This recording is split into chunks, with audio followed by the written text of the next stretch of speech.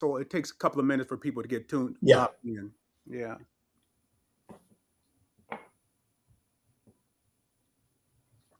Let me go to the chat here.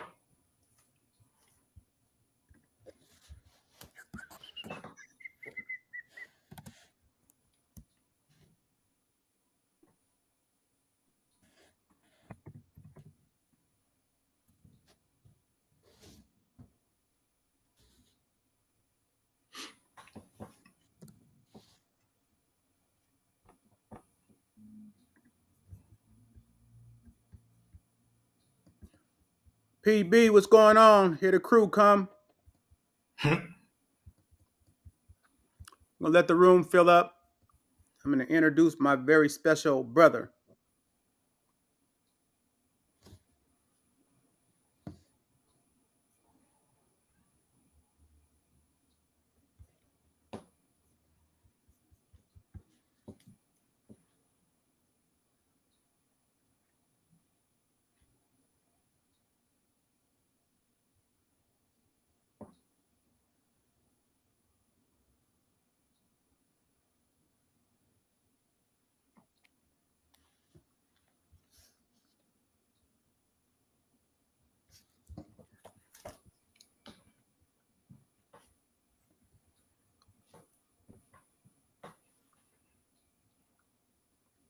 Joe Bliss, what's going on, family? Steve, Taylor May, welcome. Welcome, guys. Very excited about this broadcast. Very, very excited.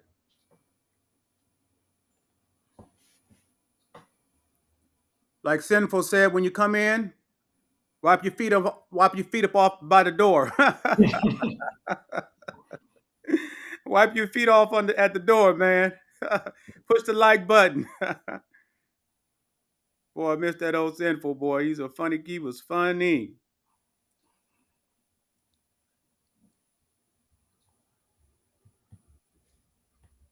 Kelly, we're gonna have to ask that later, man. Brooklyn in the building. Yeah, this is not. Let me go ahead and do a few little things.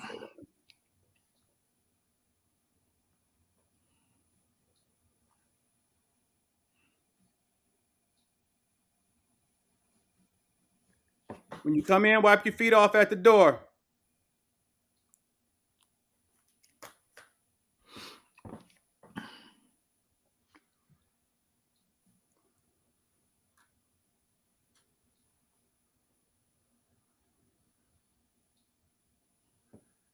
Let me know where you at. Come in here. Let me know where you at. Michael Rubottom, it's my cousin. How you doing, cousin? Shalom, brothers. Salam alaikum to you, brothers. All the brothers from everywhere. Let me know where you coming in at.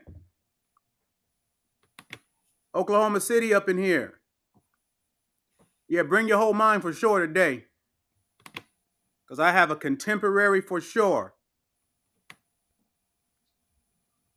Bring your whole mind for sure today. Chicago, by way of Houston in the house. Brooklyn in the building. Connecticut in the building. Oklahoma City in the building.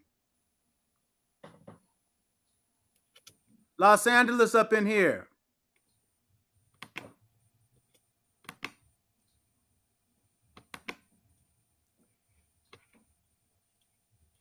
What's up, Justin? Birmingham, Alabama up in here.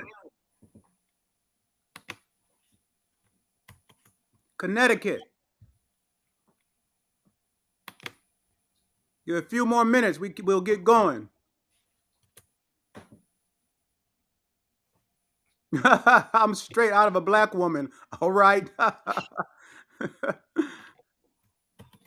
Me too. Baltimore up in here. Palm Beach, Florida. All right. Representing. Houston, Texas up in the house. Oregon up in here.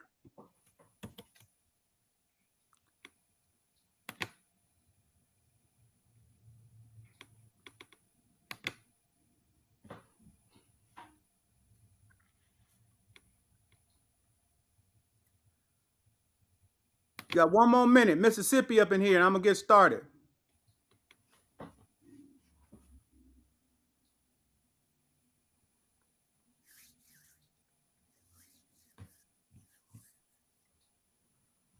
Boy, you guys about to have a treat. New Haven. That's what's up.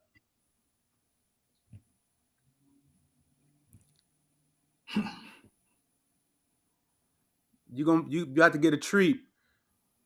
Bring your whole mind. You know how we do in the class. Bring your whole mind. Yeah. Chicago up in here. You about to be empowered today. Something real awesome. Bridgeport up in here.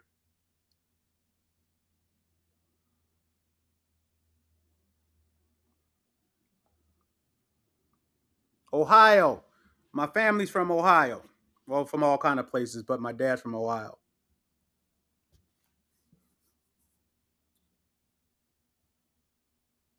Where's that? Studentville.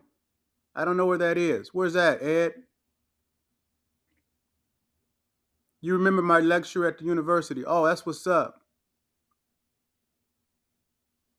Consequently, my son graduated from Yale.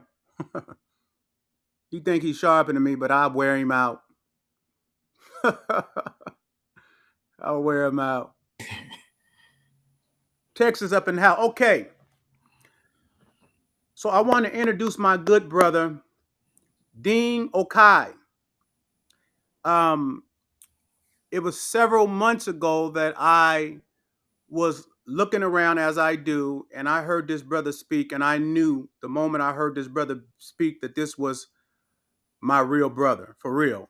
Just we were connected on so many levels, intellectually, spiritually, and I just asked him if he would do us a favor and come on my channel.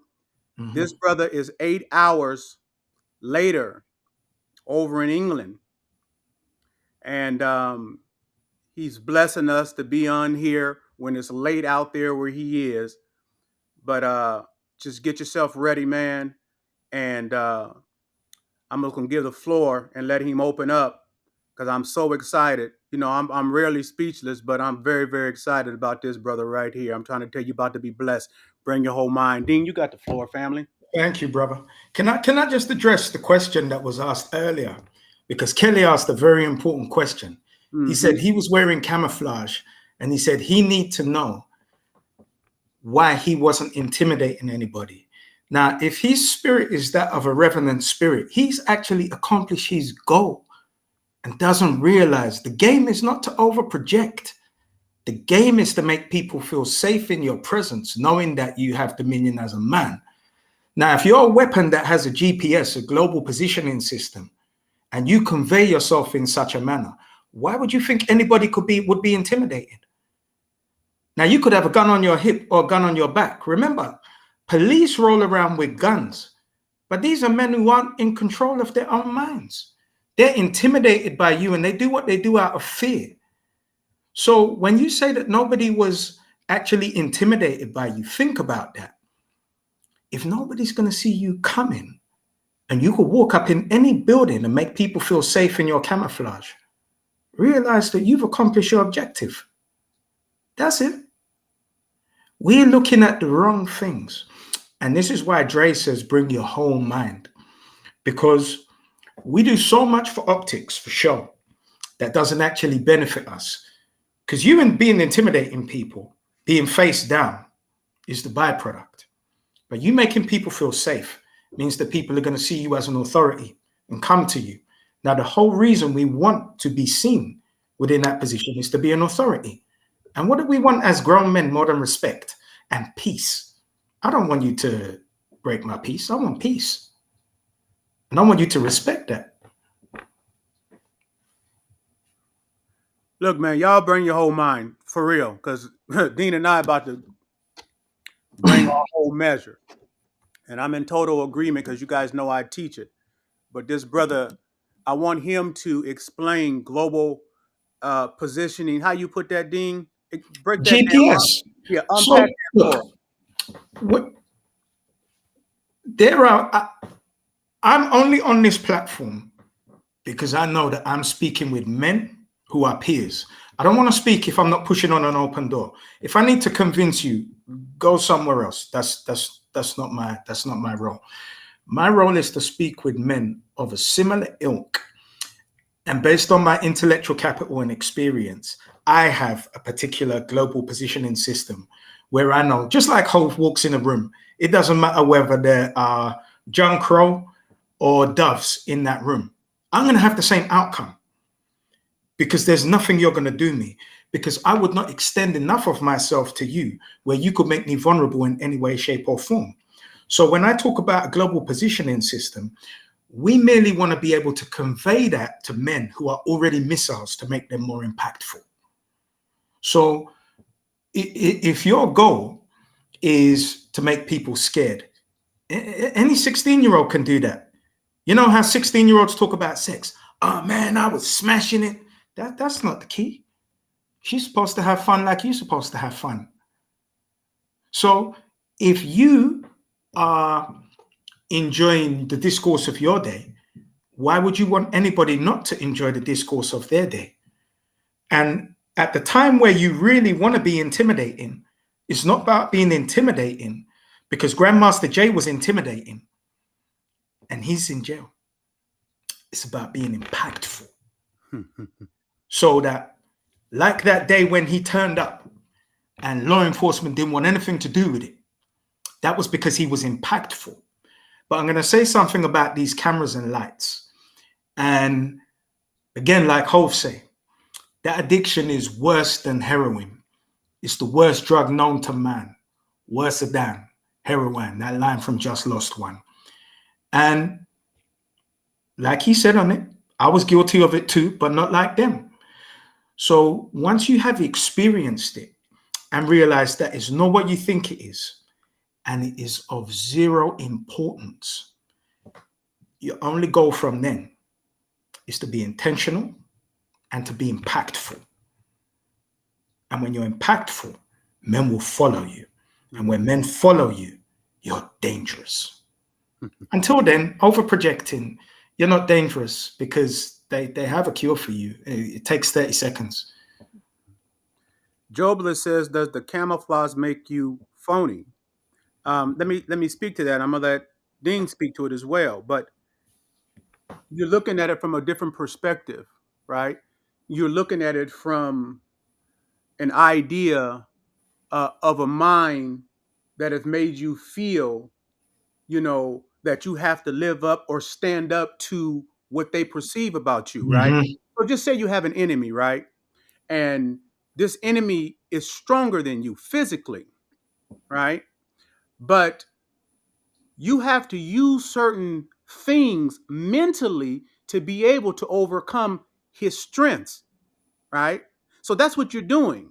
When you're camouflaging your strength, you're understanding that a head up fight is a loss for you. So you're developing a system through intellect, through wisdom, of how to maneuver and engage this person and win when engaging this person, right? So I would then ask you, would that make you phony?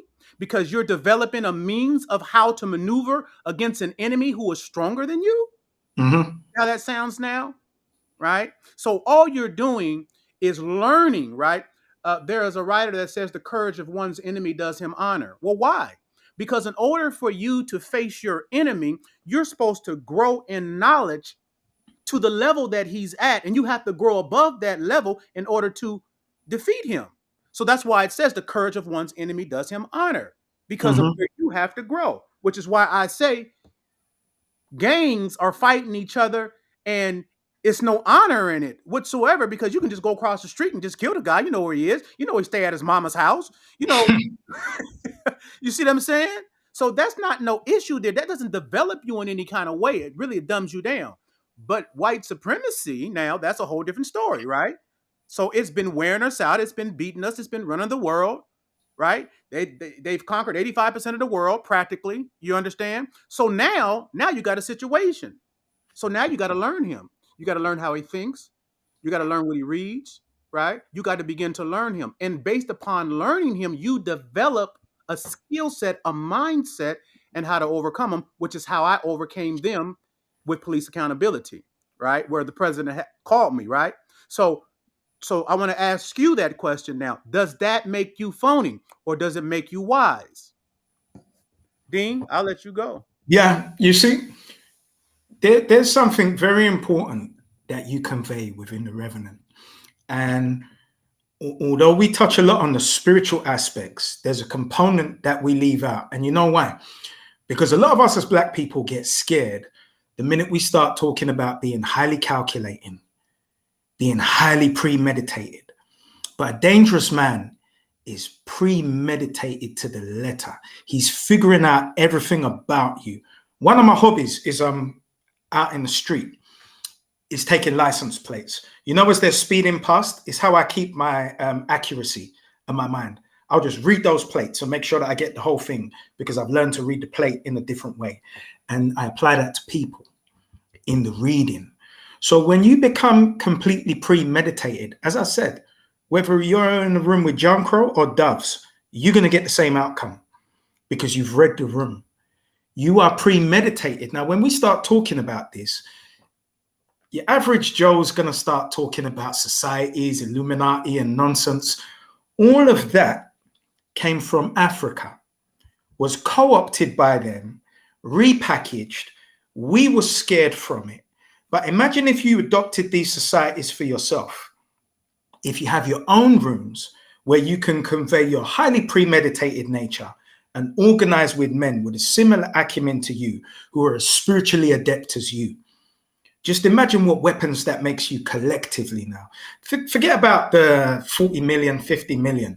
Now let's just talk about the small seeds, because everything is a seed that needs to be nurtured, watered in order to germinate and then be actually impactful. You know, when an oak falls on you, this is after 100 years, it crushes you, you know. Because if a 15-year-old oak falls on you, you're not going to do anything except sprain your shoulder. You're going to be fine. So we are now talking about us being at the 11th hour and it's 11:55. We don't have time.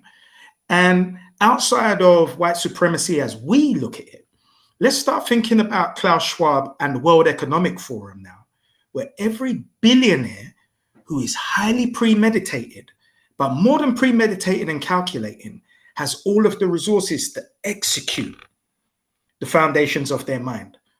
Now, we're still talking about silly shit. Is that where we're at? Are we still talking about a guy getting arrested because he was with a snow bunny and that girl tried to kill that actor's career? We know that. He's not the first. Gorgeous Dre would probably go and give this man some advice right now that's serving very well.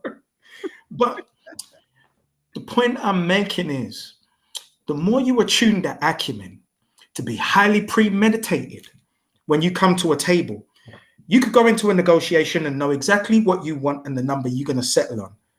You go high, they go low, but you know exactly the outcome. And when I talk about this knowing, the more premeditated you become, the more in line with spirit you become, the more you hear your ancestors, because you can make yourself humble enough, because you don't need to overproject, the more of a dangerous man you become in any room, at any table. Because it's more than just seeing you and hearing you. When you're at that table, they will feel you. And they know we're just playing a game. But it's not child's play. And those white men that we perceive from a European perspective, when we still have our indoctrinated mind, before we unlearn and relearn. But you see, when you unlearn and relearn, and you pull back the curtain on the Wizard of Oz, and you say, that's just the Wizard of Oz. He's nothing. Now I see how he projects. Now I see how he circumvents answering questions through flowery articulation. But I got him because I also have that flowery articulation. I'm more eloquent. I'm more audacious. I'm more bold because I'm a man and I've experienced certain things that were life-threatening. He's never been in that position. So I bring my whole experience and my whole mind. And I have no intimidation whatsoever. And if that man wants to get me out of the room, he doesn't pay me, so I haven't lost anything. You understand? So our role isn't to intimidate anybody. is to make an impact that lasts, is to get in rooms where we can hire people so that we can hire enough of our own people where that room starts to reflect our mind's eye. Think about that. Forget about this shit where we started and we were boast about how many girls we slept with, how many people we beat up, how many people are scared of us. That's going to find you in a cell, or it's just going to find you an old nigger outside of a betting shop with a sad story to tell. But when you actually master yourself based on that experience, and you have a real ambition now, and you have no fear, because your spirit enables you to know. And we were speaking before the broadcast started, and we're going to get into this knowing, which is what I really want to explore.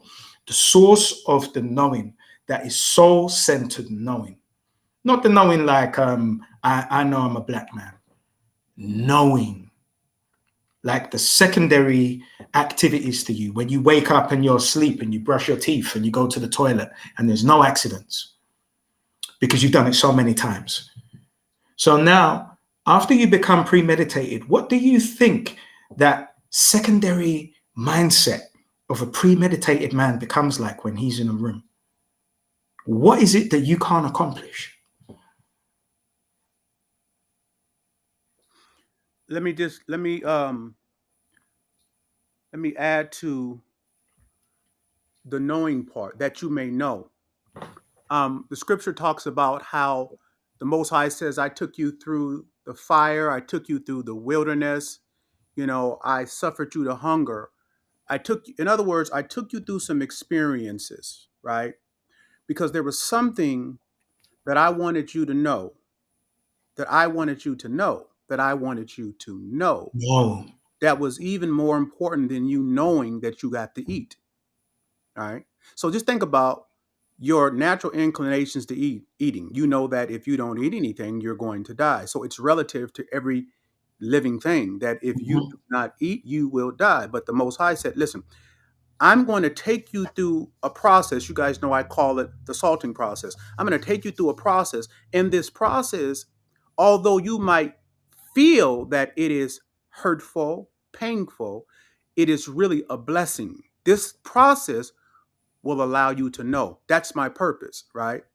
So I'm willing to allow you, the scripture says that it pleased God to wound your Habashai, who the world calls Jesus. It pleased him, right?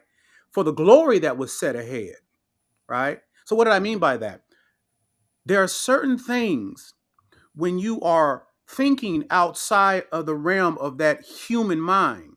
Somebody said, thinking outside the realm of the human mind, is it possible? You better get there, right? So when you're thinking outside of the realm of the human mind, where the human mind is only relating everything to pain, right? To problems, to agony, right? Well, there's a consciousness outside of the pain, the problems, and the agony, that you view those things differently. So it doesn't become pain, problems, and agony. It becomes advancement. It becomes consciousness. It becomes empowerment, right? So now when you view those things and you accept them as such, your body acts differently. Your mind acts differently. But if you accept those things as pain, problems, and agony, guess what? Your body lines up to that, right? Your life lines up to that. You have accepted that consciousness, right?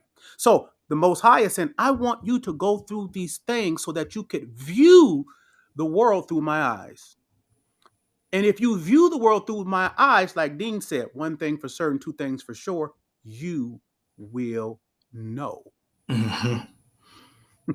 You said something so important before when we were talking, and you said that time is in our hands. This is really the circumference of our mind.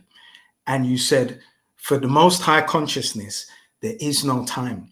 So when you start to adopt that soul level consciousness, you're also working outside the bounds of time. And you understand that this is just sorting you for your purpose to be, and I align it with floors of a building.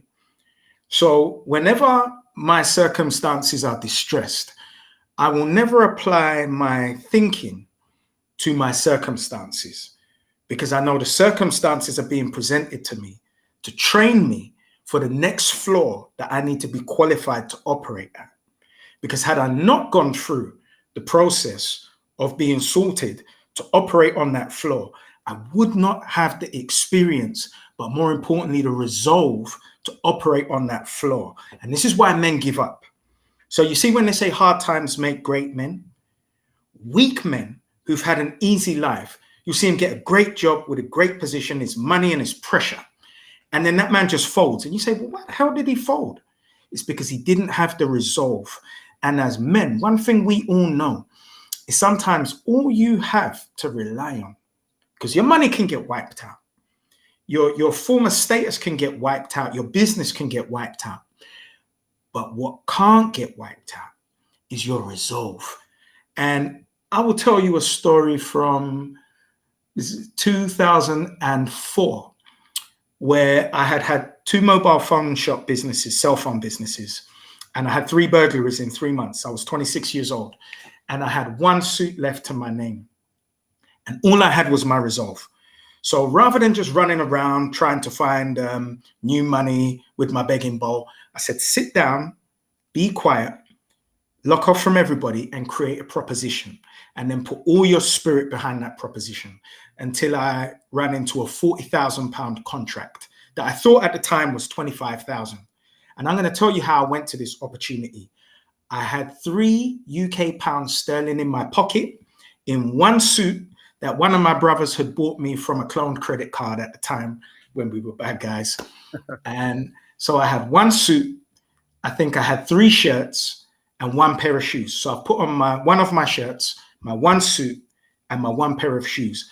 And I sat in this meeting because I knew a lot of people, because I did a lot of networking in my 1 suit, 1 pair of shoes, and my 3 shirts.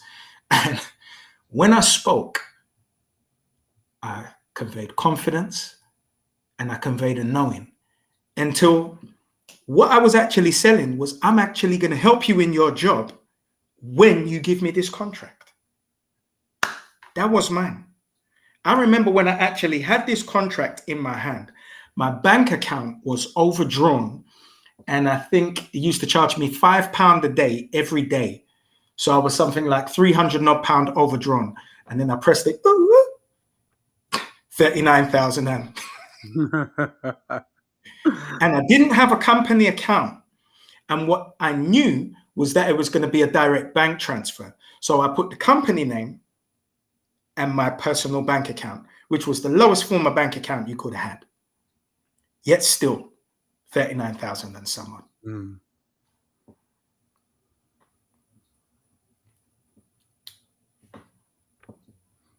Somebody from your hometown is asking a question.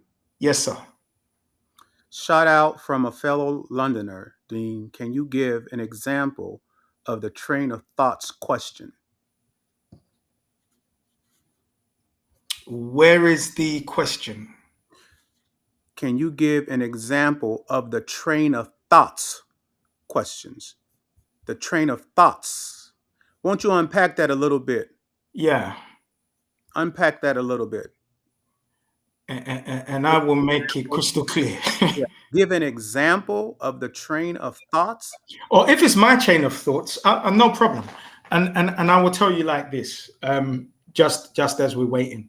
So I moved out at 18 years old, and there was nobody who would be, at this juncture of my life, more lost, who cared more about what people thought, who would do to impress, including losing money, spending money.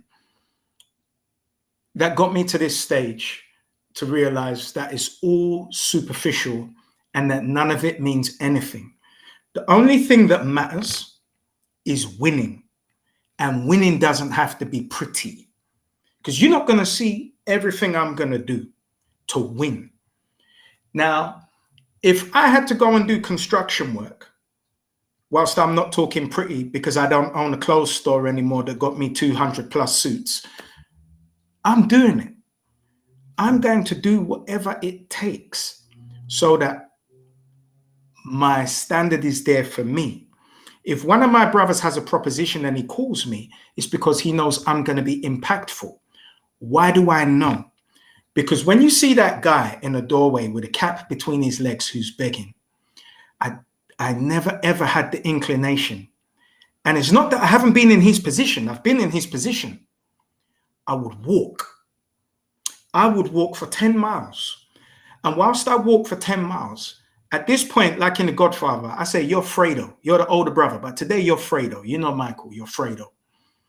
And there was no illusion for me about what my position was. And I would be mad about the position I was in and say, you're going to do something so that you never in this position again. And when you develop that mindset, you will look everywhere with your highly calculated mind, with your premeditated thinking. And you could walk into a room where there's no job and no role for you. Look around at the gaps and create that position for yourself. I've done it. I've gone into a room where there's no position for me. And I would just say something that's mildly impactful in terms of engineering, solution-based thought. So when you think about first principles reasoning and becoming a reverse engineer, if I want something to make it succinct, I will look at you and think, what can I do for this man? Not what can I do for you that's flowery. What is his need? Not his want. What is his need? What problem can I solve with my highly attuned problem solving skills as a reverse engineer, where I can apply that to be impactful in his life, where he's going to call me back again. And I've done it too many times to not know that I have the capacity. I know when I don't have the capacity and the expertise, which is why I network, so that I know a man who does. So next time I come back, I'm going to bring that man, and together we're going to create a solution where I know I can monetize that in some form of way, or we can build a stronger relationship so that we're useful to each other or all three of us. How I would answer that question, I would go inside of that question and I would say to you, give an example of the train of thought. Then I would ask you, well, that depends on your socialization and your indoctrination, right? So, so just say that Europeans have, 1,000 years advantage on you, right? And they have 1,000 years advantage on you. Now bring your whole mind, and they have everything locked down. They have the schools locked down. They have all the money locked down. They have all the everything. Universities. They have hospitals. They have banks. They have everything locked down, right? So, and you're coming in that environment. You are born in that environment, right? So all you know to do is to look around at the things that they have established. And that to you will condition your train of thought. Mm-hmm. All right. Now, what I would do, because I often say this in my classes, America says that there's an American dream. And if you don't, the objective is to achieve the American dream, you don't, because the American dream makes you happy. All right. So what that does, it formulates a train of thought in you. And that, along with that train of thought, is coming, if you don't achieve the American dream, then you're opposite of what American dream is supposed to make you happy. It makes you sad. Yeah. Because you have accepted the idea that the American dream makes you happy, right? So, what if I'm a person that says, I don't believe it? I turn the whole system upside down. What do you mean you don't believe it? Right? And then what they try to do is devalue who you are and Mm-hmm. wipe up everybody that have achieved this American dream and is happy. And you're one person saying, I don't believe it. I don't believe that I have to have the American dream in order to be happy. Right? So even though you might get pressure from that thought that becomes original thought, right? You actually get freed from the quote unquote matrix. And it That's so ushers, important. it does. It You just said ushers you. something so important. Hold on to it. It ushers you into discovering, because you have been freed, it ushers you to discover your own happiness. Mm. And that means you could have nothing that the American dream had and be happy or happier. So Dean wants to get in because I see he's fired. Go ahead, brother. Go ahead. Go You ahead. know, we talk about freedom, and freedom is the easiest thing in the world. If you walk away from everything that the white man created, you are free to have nothing. Anybody can do it.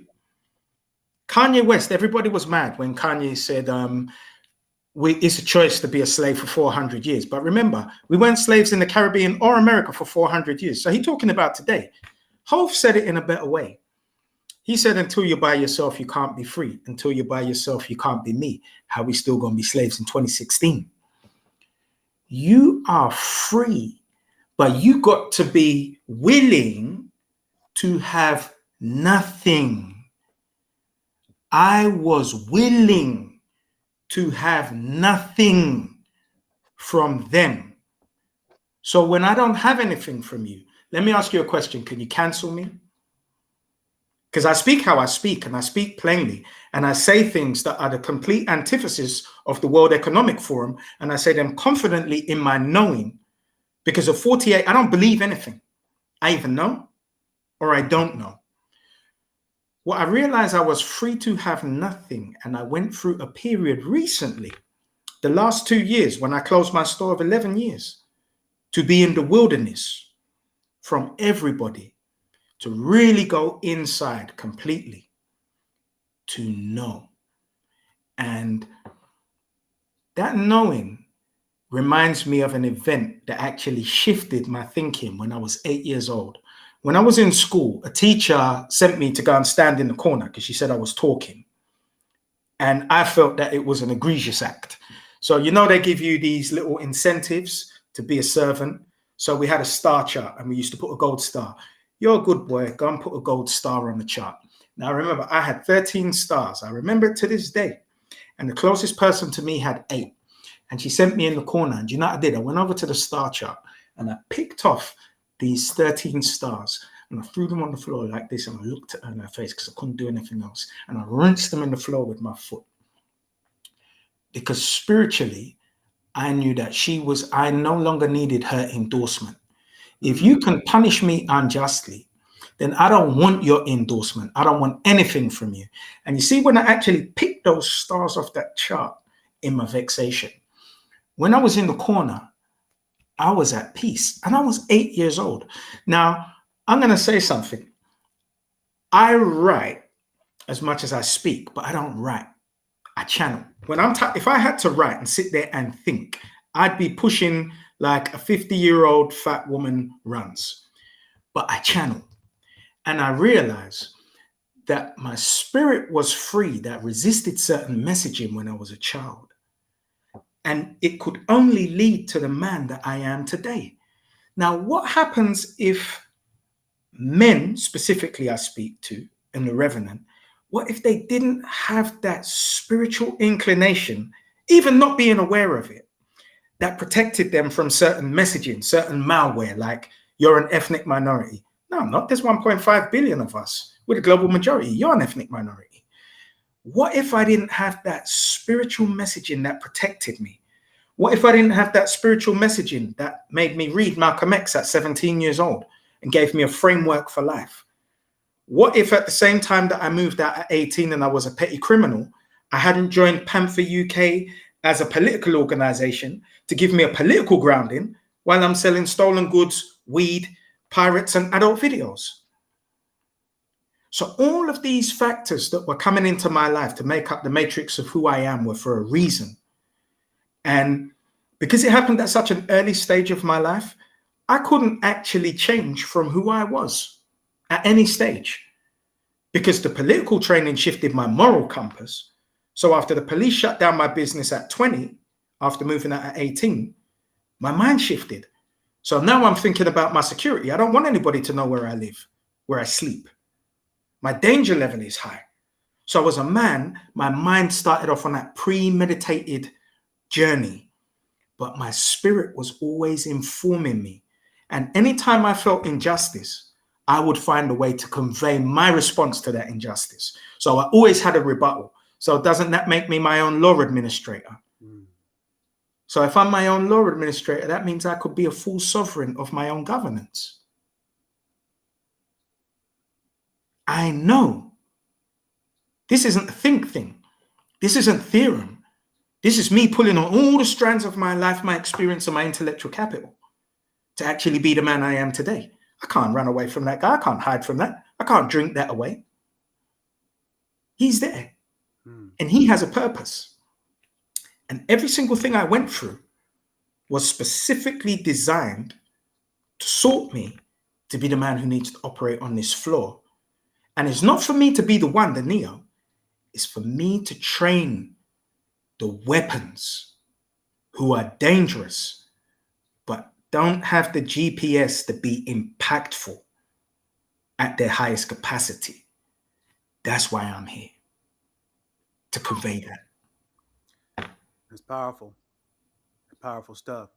Let me say, when Brother Dean said he was willing to have nothing, as they suppose. You see? So just for the audience, right? When we broke that down to you, right? And I said to you that I refuse to believe the idea of the American dream, right? Because as long as I believed it, it put value in that, right? So what it means is that I was free from that quote unquote matrix because I found new value. Now watch this, bring your whole mind. I'm about to turn a little corner.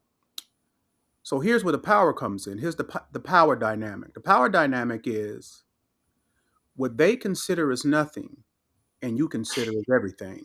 That's the power dynamic. That's what makes you a conqueror. That's the thing that makes you a conqueror. Remember I told you the story about when I had was doing police accountability and a guy named Gabe Meyer was coming to help me work because Gabe Meyer, a white guy who had experiences in building campaigns before. And he would express to me certain things that we need, right? And he said, okay, we need to go do this, get this money from here, hire this campaign manager, do this, do this, do this, do this, and all this stuff, right? And I told Gabe, I said, thank you for that. But let me explain something to you, Gabe. I understand as a white man that you are normally used to having these things in order first and then you move. As a black man in America, I could never operate like that, and I never have, because if I'm waiting for everything to come together before I move, guess what? I'd never make a move. so you might feel that is a disadvantage, but the very thing that disadvantages you empowers me because of the agility it allows me to move, right? Because all I need is the message. Look how powerful that is. See, I don't need all these things to be put in order. All I need is the message. Because if the message has been given to me, it is not my responsibility to bring all those things together. My responsibility is the act of the message. You see the empowerment of that? You see why that allows you to conquer?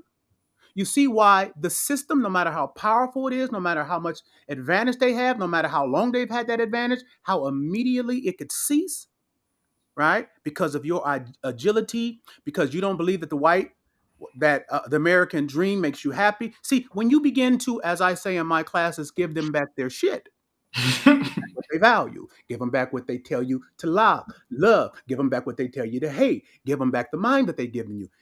And the only way you can give them back their shit is when it has no more value to you. Give them back their shit, right? And take a hold of what's valuable to you. Then you elevate them. You elevate yourself to a place of consciousness, right? That howbeit they've been in control for however long, you elevate the consciousness to a level that they don't have any point of reference operating in. but you do. Mhm. But you flourish there, that you're empowered there. And it terrifies them to be, It terrifies them terrifies them. because you know what you are.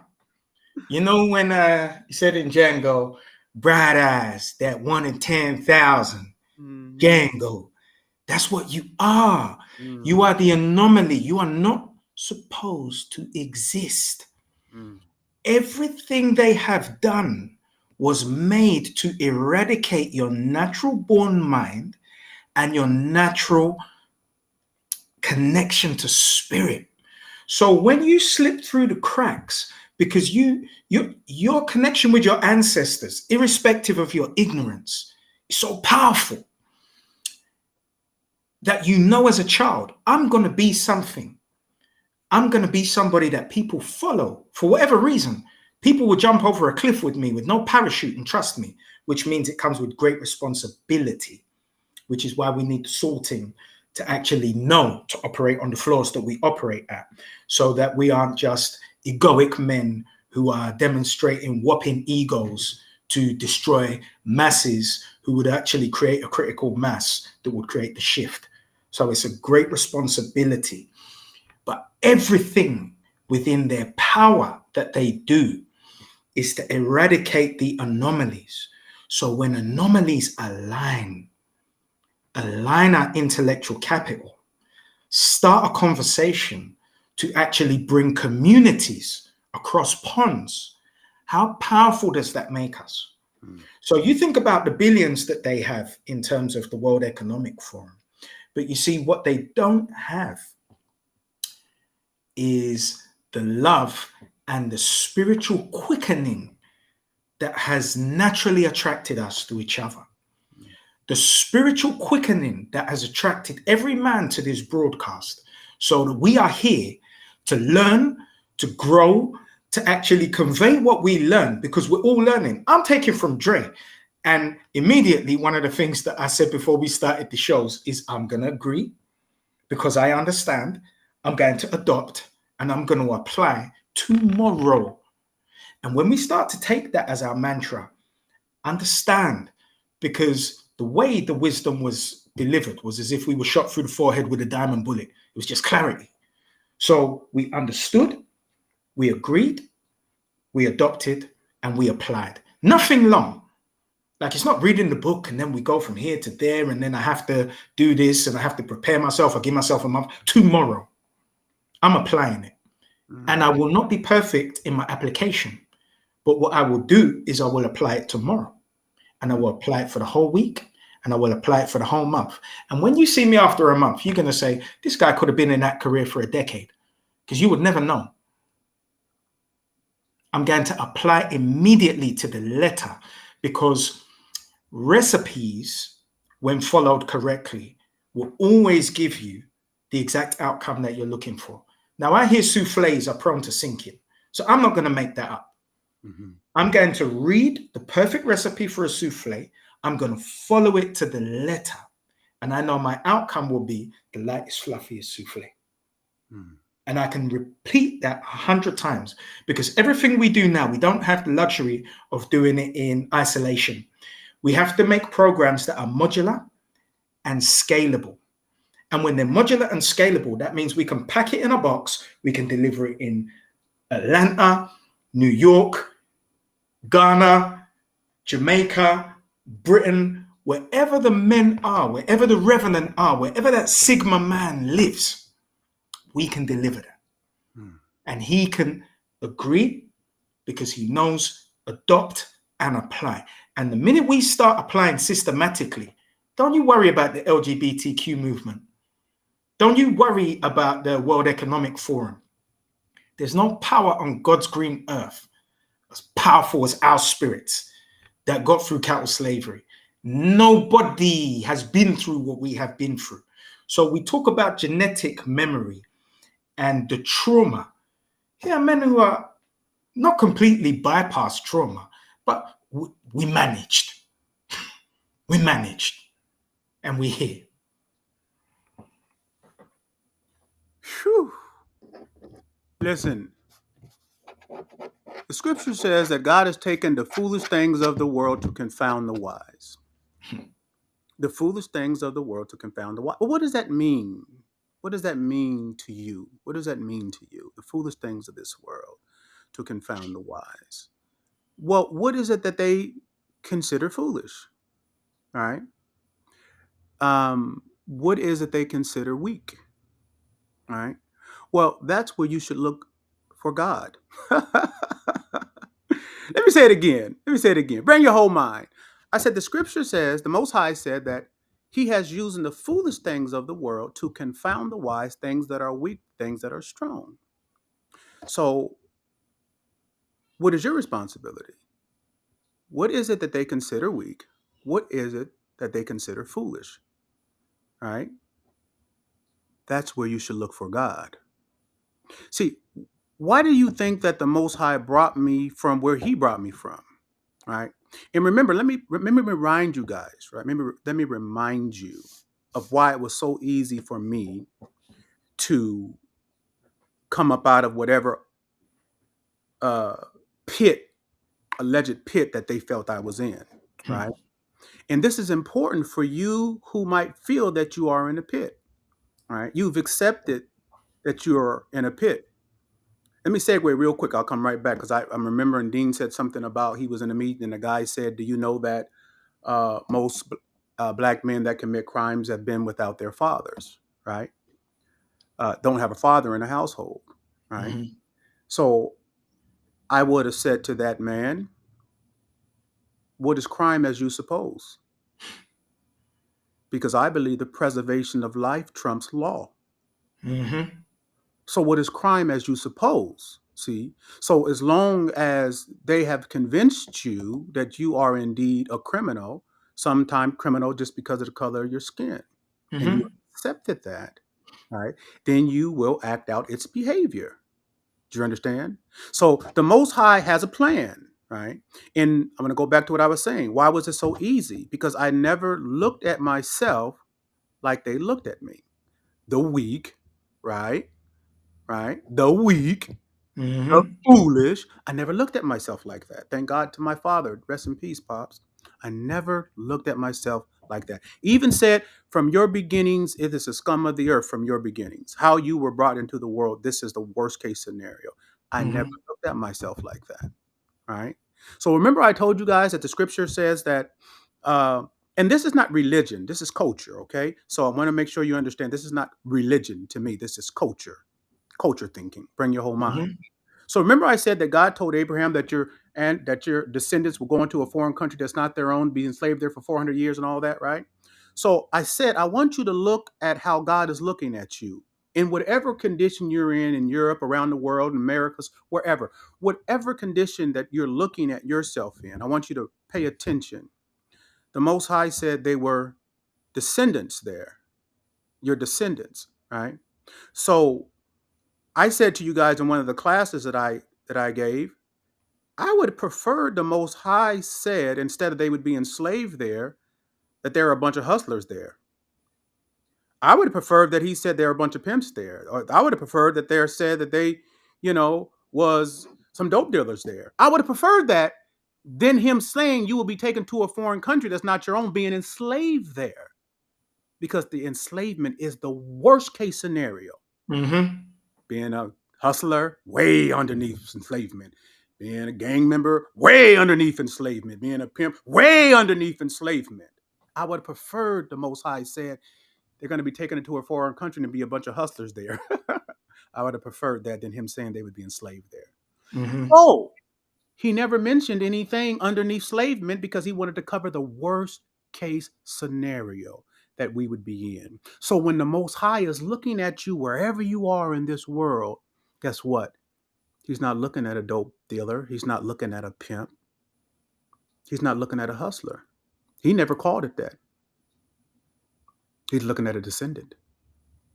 So when I looked at myself, I identified myself as a descendant. Mm-hmm. Right? I identified myself as a descendant. So no matter where I was at the time, it becomes null and void because of my identity that we lack. Knowing. Knowing exactly. my identity. Once I was able to identify who I am, then I acted like who I am. Whew. Come on, man. Let me say that again. Once I identified who I am, I then projected and acted like who Completely. I am. You don't know who you are, right? So you are acting like who you are not. That's just how it happens. Go ahead, Dean. Because Ask, we ask the say, brothers if they've ever seen one of these great American thieves on TV. So you have the IMF, the International Monetary Fund, that will go into any so-called third world country. America is a third world country, just with first world wrapping paper. So don't ever get that twisted, because you only have to look on any street where you see homeless people and people smoking drugs and robbing each other and killing each other, and people are completely desensitized to know that America or Britain aren't first world countries. They're just third world countries with first world wrapping paper. But when you see one of these third world guys with first world wrapping paper in his suit lying, and they ask him, you gave this loan to a nation. Why was the rate, the interest rate, 28% when the rate to the United States was 1.2% for the same structure of loan? He has no conscience. He will give you all of the eloquent language because he doesn't see himself as a criminal. He does not see himself through your eyes. He sees himself through his eyes. So like Dre said, he's going to project when he sits there, and you're going to say, but you rob these people. And you guys see it all the time. You see George Bush, you say, but you do know that Saddam had nothing to do with 9/11. Sure, sure. And then you sitting there, how you mean sure? You killed 1 million people. You're talking about Putin is this devil. And you opened up the Iraq war with $1 billion worth of bombs. And you actually called that fireworks show shock and awe. And we sat down and watched it like, whoa, with no account for the loss of human life. Because we all love our babies and we all just want the same thing for our families, which is safety, food, and shelter as a basic. But you watch these criminals, Tony Blair from Britain and George Bush from the States, say, well, it was a mistake. And I'm sorry, but it wasn't. It was a manufactured war. And do you know who they use to implement that manufactured war? The black general, Colin Powell, shaking talcum powder, saying this is ricin. Ricin is not a weapon of mass destruction.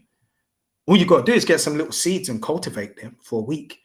And you can stab a man and he'll die. That's not weapons of mass destruction. You can't take a country that has a 14-year trade embargo and create weapons of mass destruction in a covert scheme. It's not possible. Not with the CIA and their infinite resources. They've had a plane for 50 years that can take a picture of a dime on a sidewalk and tell you which way it's facing. So it's absolutely not possible. And we're not talking about technology of computers and satellites. I'm telling you that is from a plane that flew at a ridiculous amount of miles an hour. They could spend 100 million in bombs to try and take it out of the sky with surface-to-air missiles. They couldn't hit it. And the guy who actually designed that had a Medal of Valor. But because it's covert, they can only release these things after he's dead. And they've actually replaced that plane with something vastly more powerful now. So when this criminal articulates his defense and rebuttals, he doesn't see himself like you see him. He doesn't say that IMF are thieves. He doesn't say that when we create coups in your country and we assassinate your leaders like they did in Haiti last year, he doesn't say those special forces were wrong with the black bag ops. So you want to talk about money like money is important. Maybe you owe somebody 10,000. Cast your mind back to the week before 9/11 and you had Donald Rumsfeld in a Senate hearing and they said, Donnie, there is a 3 trillion black hole in the budget. Where's the 3 trillion, my brother? Did you see that man panic? I did not say 3 billion. I say 3 trillion.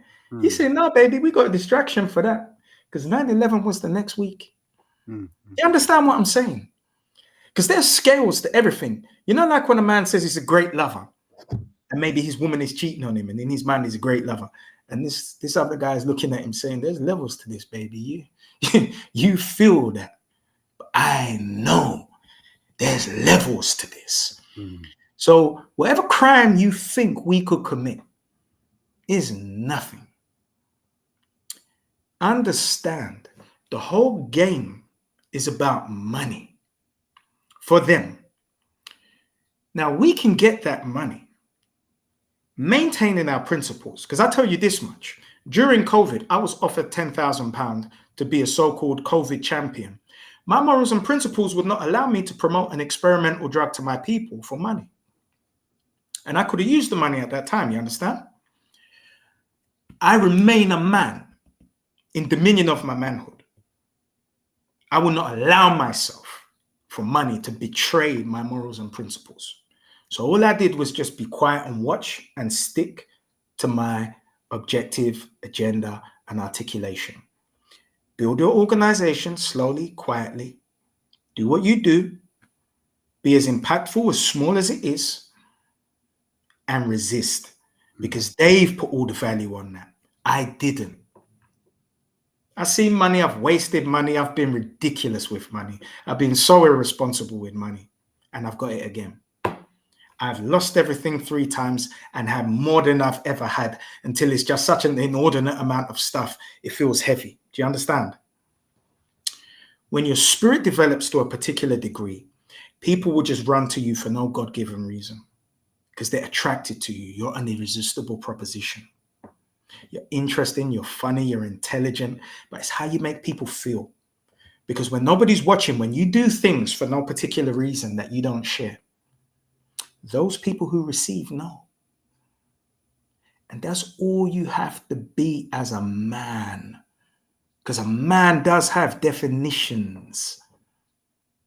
And when you understand that, and you become that, and we become that, and we become that revenant that can rely on each other based on a common code of conduct as a minimum. See, every time none of my policies and procedures came from doing it the right way. It was always from mistakes. Like, I gave a talk at LinkedIn. They centered in Black History Month the white woman to be about an ally, the white ally. Now, when I started talking, I upset her because I took her off her perch and I could feel her sinking in her chair. So what they did was they drew out my invoice, and I had to return 6 iterations of my invoice over 14 emails. I'm going to get paid, but you're going to play the game. You're going to make me pay, right? So the invoice is 30 days. You extracted it to 60 days. I don't care, because the outcome's inevitable. I have the power. I don't work here. You can't fire me. So when we can commit to that degree of intentionality, I don't work here. You can't fire me. I'm not going to sit down while you tell me what a white ally is. I'm going to tell you, we give you the criteria for that. And I might say I'm hungry and you run away and get me food without the courtesy of consultation and come back with bacon and eggs. And I say, I don't need pork, but you didn't care to know. We have to have that integrity amongst each other.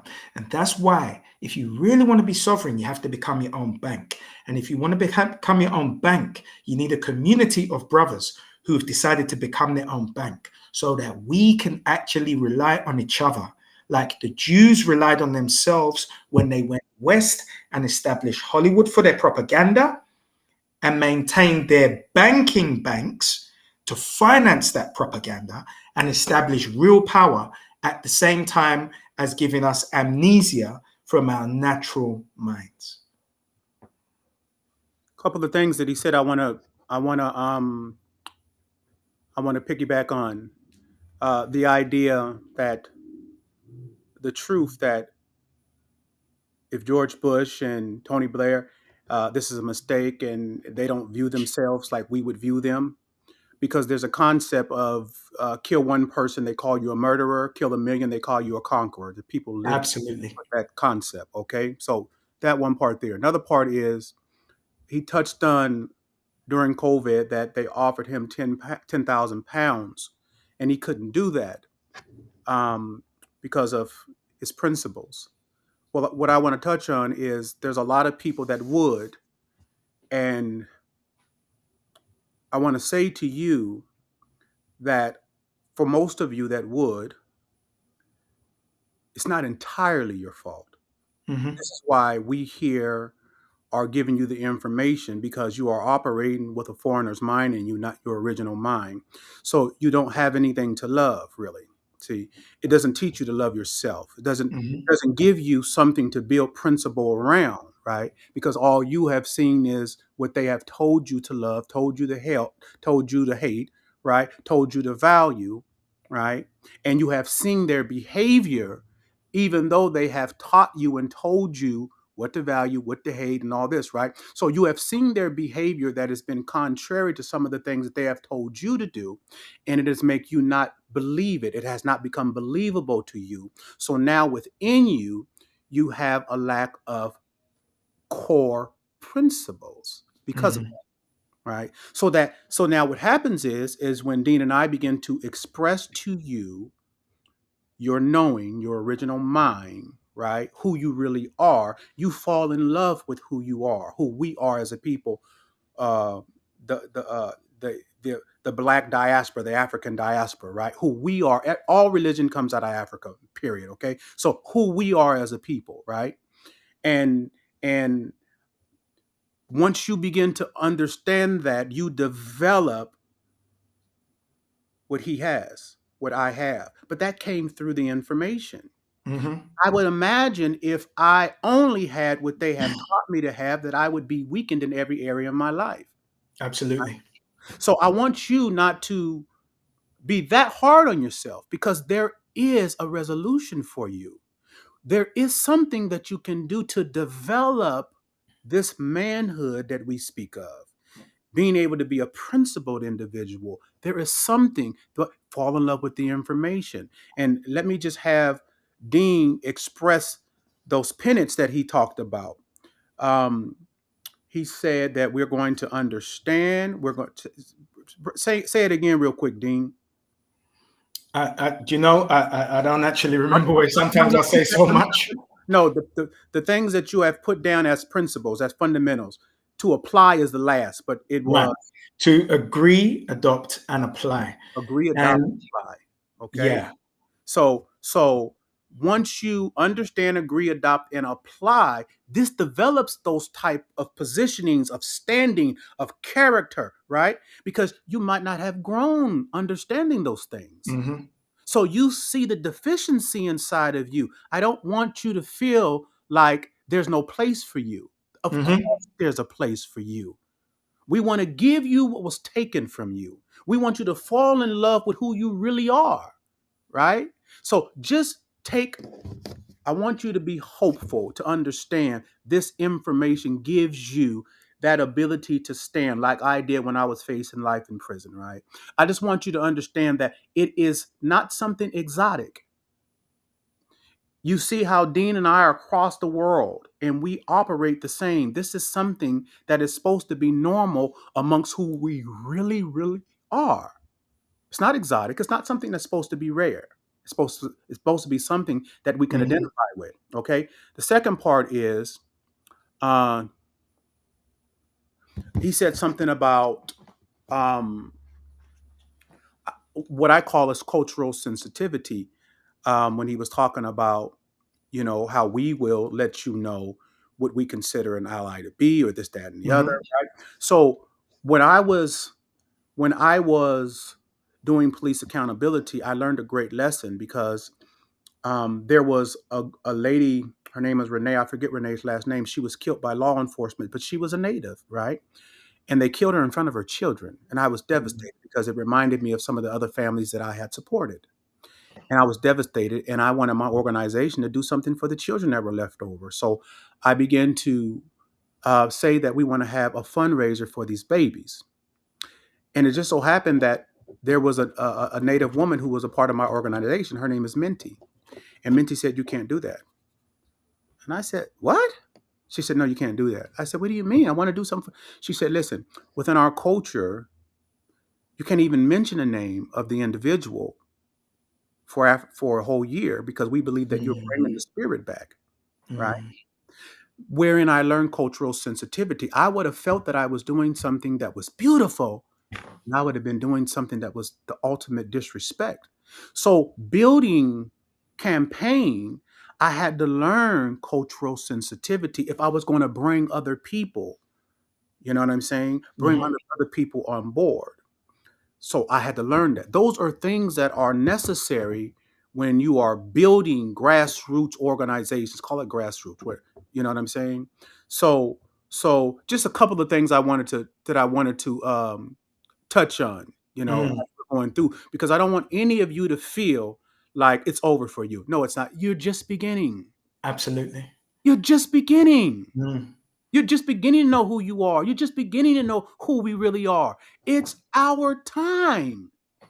That's why all this is happening, simply because it's our time. And nothing can stop it because we are simply riding off the wave of timing. God has yeah. instituted the time, not us. They have to beat him in order to beat what's going on with us. Do you know how important what you just said was? Again, when you're talking about shifting paradigms of how we see ourselves, you were able to make that simple shift that would have been complex for somebody else because you remain a lifelong student.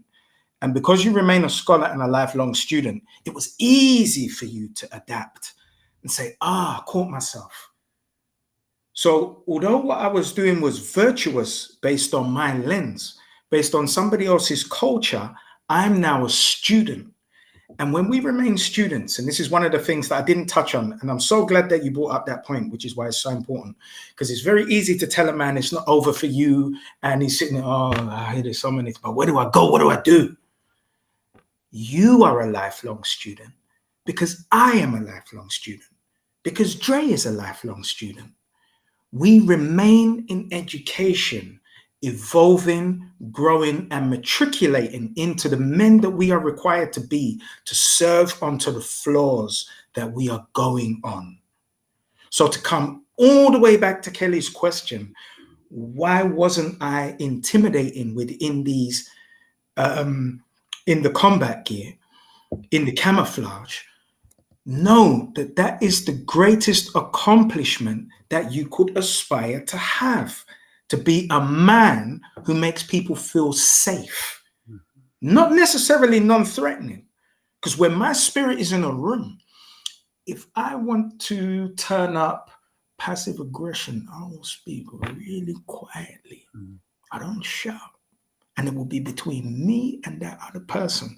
I've seen guys project, pick up chairs. You know they're not going to hit anybody with a chair. You know they're not going to. It's all performative. I don't believe you. Like, take your circus somewhere else. I don't have any monkey in your circus. But when you invest in that knowledge of self, the knowing is the byproduct. And the byproduct of your knowing for everybody else is a comfort and the security of your foundations.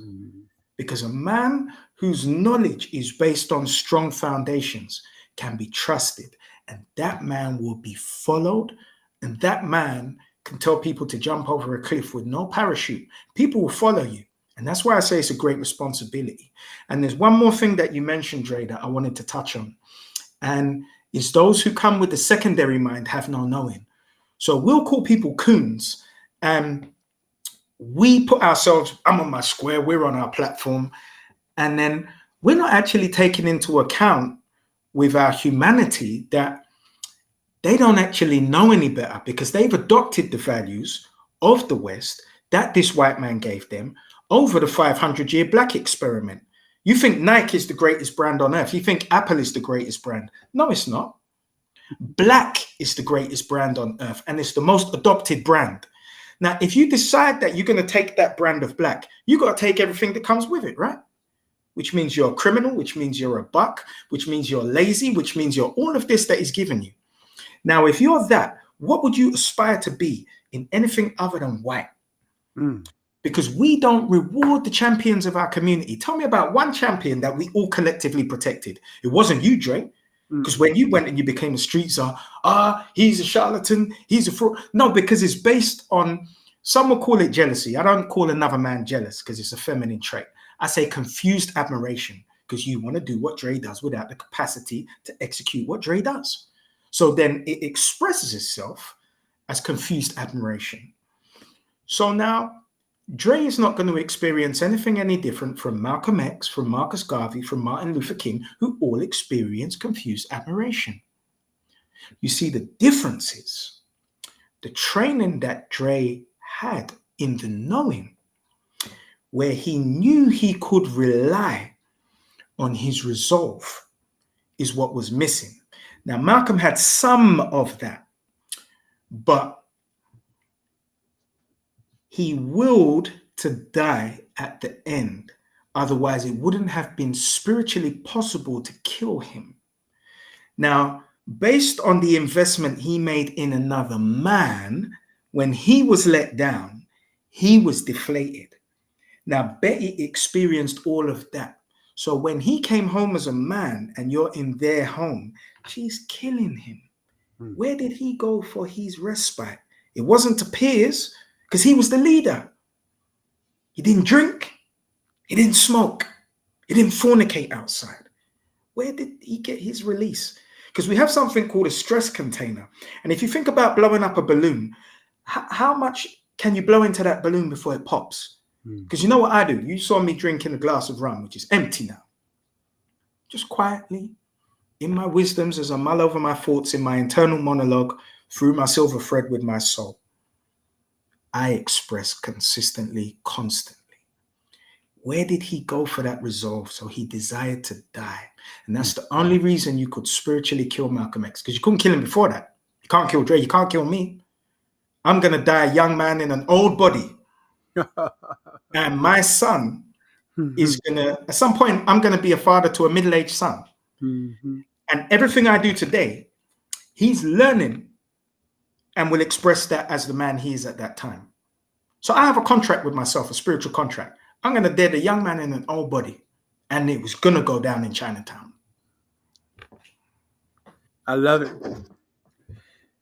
Listen, if you guys can't see with your own eyes, man, there's nothing I can do for you. You got to be able to see with your own eyes, not with somebody else's eyes. You see what's going on here, man.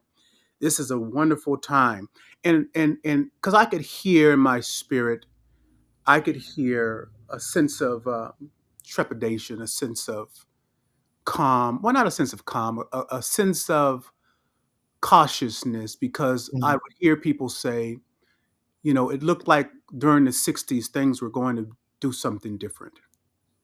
Right. It looked like, man, we had a lot of conscious or quote unquote woke people speaking, and you know, and the system did what they did. Right.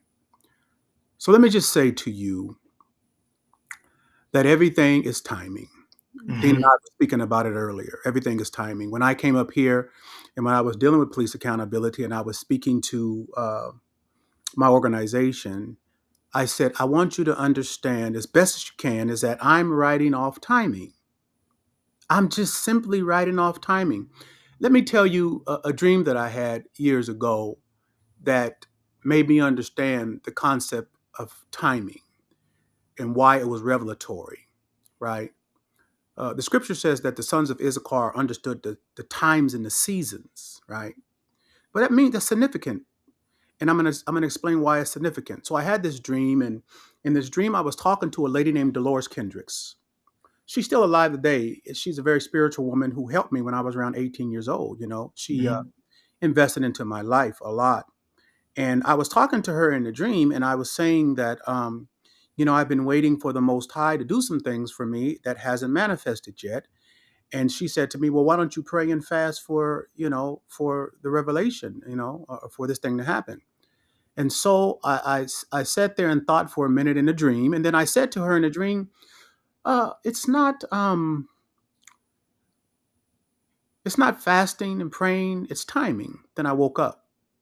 I woke up because the Most High wanted me to understand something. Now, at that point, let me explain to you quickly what was going on in my life. You know, I've always had the confidence of being able to take something, nothing, and make something out of. So I start from zero for a million times. I never was worried about that. I had the capacity to take nothing and make something. That's my ability, right? So when I got out of a federal prison, I got out with that confidence, and I started having meetings with a lot of people that had seen the documentary I was in, and you know, and nothing ever happened, right? So this started I mean, I'm talking to some real influential people. Nothing is happening. Nothing is happening for 7, 8, 9, 10 years. And I'm going through it, right? Mm-hmm. Until I had the dream. And the dream shifted me into another level of consciousness. So when I woke up, what it really told me was this. The Most High was saying to me, Andre, you have great confidence in your ability to speak and what you look like, how you present. You know what I'm saying? Everything about you, you have turned into an ability that you have a great lot of faith in. He said, and it's good for where you were at. But for where I'm going to take you, it's going to require something more than your gifts and your looks and your articulation. It's going to take something more than that. It's going to take my timing because my timing is bigger than all those things that you possess put together. Mm-hmm. As a matter of fact, my timing makes all those things that you have look like nothing. And where I'm taking you, it is going to be you relying on my timing that's going to make you a conqueror. So when I woke up and I said it's not such and such, it's timing, I understood that I had believed so much in these abilities that it took 10 years of him breaking me, breaking me, Mm-hmm. breaking me, breaking me until I could finally let go of all that I knew to be confident in. Whew, this is good stuff. Until all I knew to be confident in, which was myself, Mm-hmm. to be confident simply on him. And once I got the lesson, then I was ushered into another level. Today, I have that to this day. So when I was talking to my organization, they didn't understand the depth of that because there was a carnal people they couldn't understand. But I told them what I could. I am simply writing off the timing that the Most High has instituted in the earth.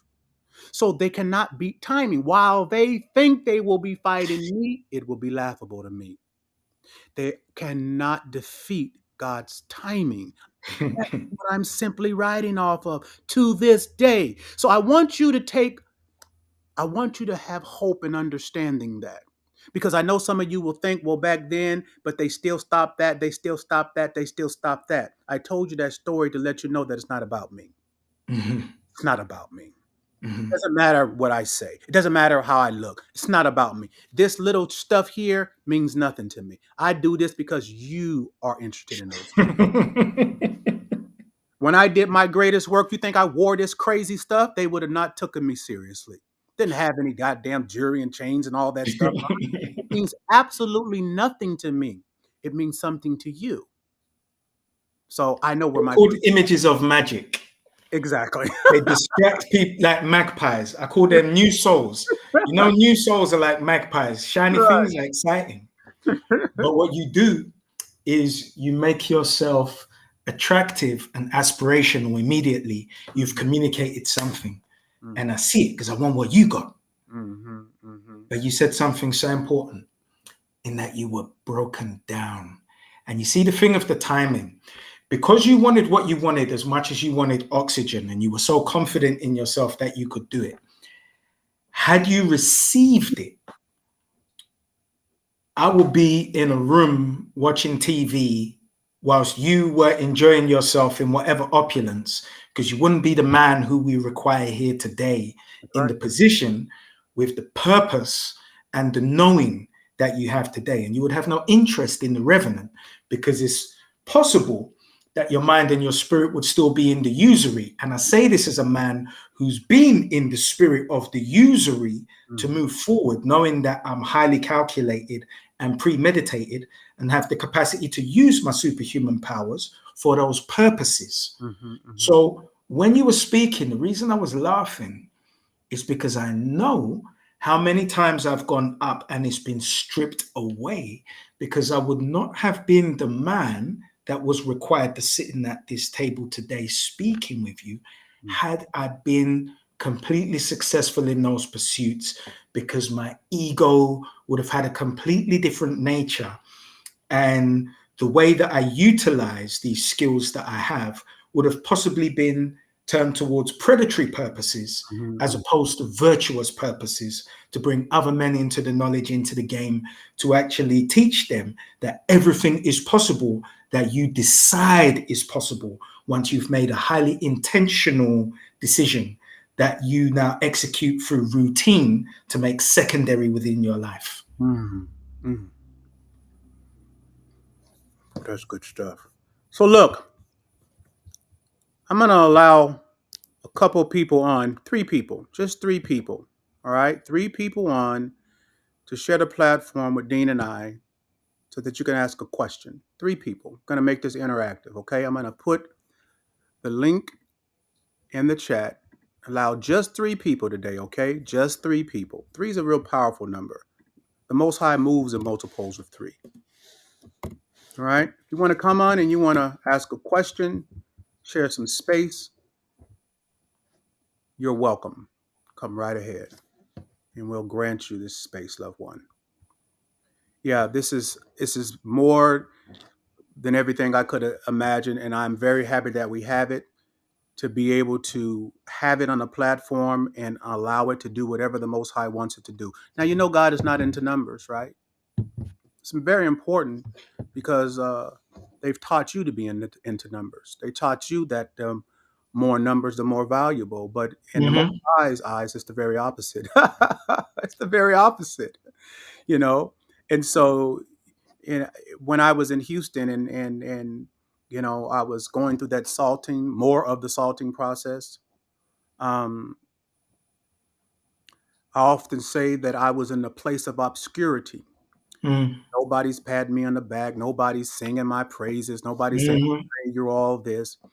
And I had to learn to be content in obscurity. Where hate, right, and praise meant the same thing. Exactly. You cannot rely on either. Never. All right, let's see, Marcel. Brother Marcel, how are you, family? I'm on it for real. Hey, hold on. I'm about to go outside real quick. Okay, no problem. Good to see you, I got family. my business. Hey, I'm rough, but you know, I'm not gonna lie. Like, you know what I'm saying? Like the streets, you feel me? And I've been listening to, like, you talk and your teachings. I've been listening to Simple the P teachings, and it's separating me. You feel me? Like, I can't even hang around my homeboys no more. And like a lot of my partners is dying and stuff. Like, I just lost like a little partner, like maybe like 2 weeks ago or like a week ago, you know what I'm saying? Like, and just before he had died, I was telling him, I said, man, leave it alone. You know what I'm talking about? I told him, leave the situation alone and stop being aggressive towards this man. You feel me? But he ain't listening. He died later on. That man ended up killing him later on that night. And it's like, Just like, but this is the only thing I really know. And this is how I eat. You know what I'm saying? This is how I eat. I got kids and everything. I got my own apartment. I got my own spot. And I started from the streets. I started from nothing. I started from sleeping outside, sleeping in abandoned buildings and stuff. But now that I got all this information, it's separating me from me and like my normal comrades. And I can't, it's hard for me to even, because we're not clicking the same no more. And it's like, I'm just trying to like make sense of it all. I don't know where I'm going. You feel me? I know I'm changing. I know I'm making a transformation, but I don't know where I'm going. You going right where I'm at. You're making a transformation, brother. All right, where Dean is. You going right where you know. I want you to change what you said. I want you to say, I know where I'm going. I want you to believe. I want you to, because once you say that and you hear yourself saying that, that becomes your reality. You come to know it. You come to know it. You know where you're going. And the evidence that you know where you're going is how you separating. You know why you separating? Because you know where you're going. Because you chose life. Yeah, you wouldn't be separating if you didn't know where you was going. You wouldn't and feel. Your spirit told you. Yeah, go ahead, Dean. Your spirit told you. And do you know why you separating now? You separating because you start to hear that voice. You see your internal monologue. Your internal monologue is that voice that you conversate with all day. And sometimes you be with your guys and you might say, you know what, this conversation has circled one too many times, so I got to bounce because I don't feel this conversation anymore. And what I can't do at this stage of my He I don't know. froze. He froze, huh? Well, he did. Sorry, there's no point in me entertaining that kind of conversation because I can't entertain triviality anymore. And I can't pretend my reality that I want to grow beyond isn't my reality. Now, if you're satisfied with it, that's fine, because I can come back and visit you anytime, but I have to separate. So you're starting to hear your ancestors, your people talking to you. Let me tell you something about your people that have passed. They want you to win. The internal monologue that you're having is your people. You may not recognize it like that, but your people are guiding you and they want you to win. So when you hear that clear voice that you know this man is in danger, that he can't see plainly, that you are aware of, you're choosing life. And the quieter and the more humble you make yourself, the louder you're going to hear that voice. And the easier it's going to be for that voice to actually govern you. And that's the same reason that you're here right now. Let me say, because I know what's on your mind, because I was there, because I come from them bricks in these streets too. So I get it, right? I understand that. So what I want you to do is call me, text me offline. You got my, you know how to get at me? You got my Get a pen Instagram? and paper. Let me get a pen and paper right now. Yeah, you got go to my Instagram or on this, or hit me on my YouTube, or hit I me on got my. your Instagram. I'm following you on Instagram. Okay, well, message me on Instagram your number because I'm gonna have an offline conversation with you because I know where you at. I got it. I got you. Have you Marcel on Instagram? My name on Instagram is Money Magnet Nil. Okay, but when you message me, I'm gonna know it, right? So message me now. So when we finish, I'll lock it in and I'll Exactly. be back and we'll talk offline sometime this week. Thank you, man. Hey, man. I got you. Beautiful. Everything, you know. Beautiful. I don't know what to say, really. I'm gonna do exactly what you just told me to do. That's all you got to do. Me. And I'm gonna get at you.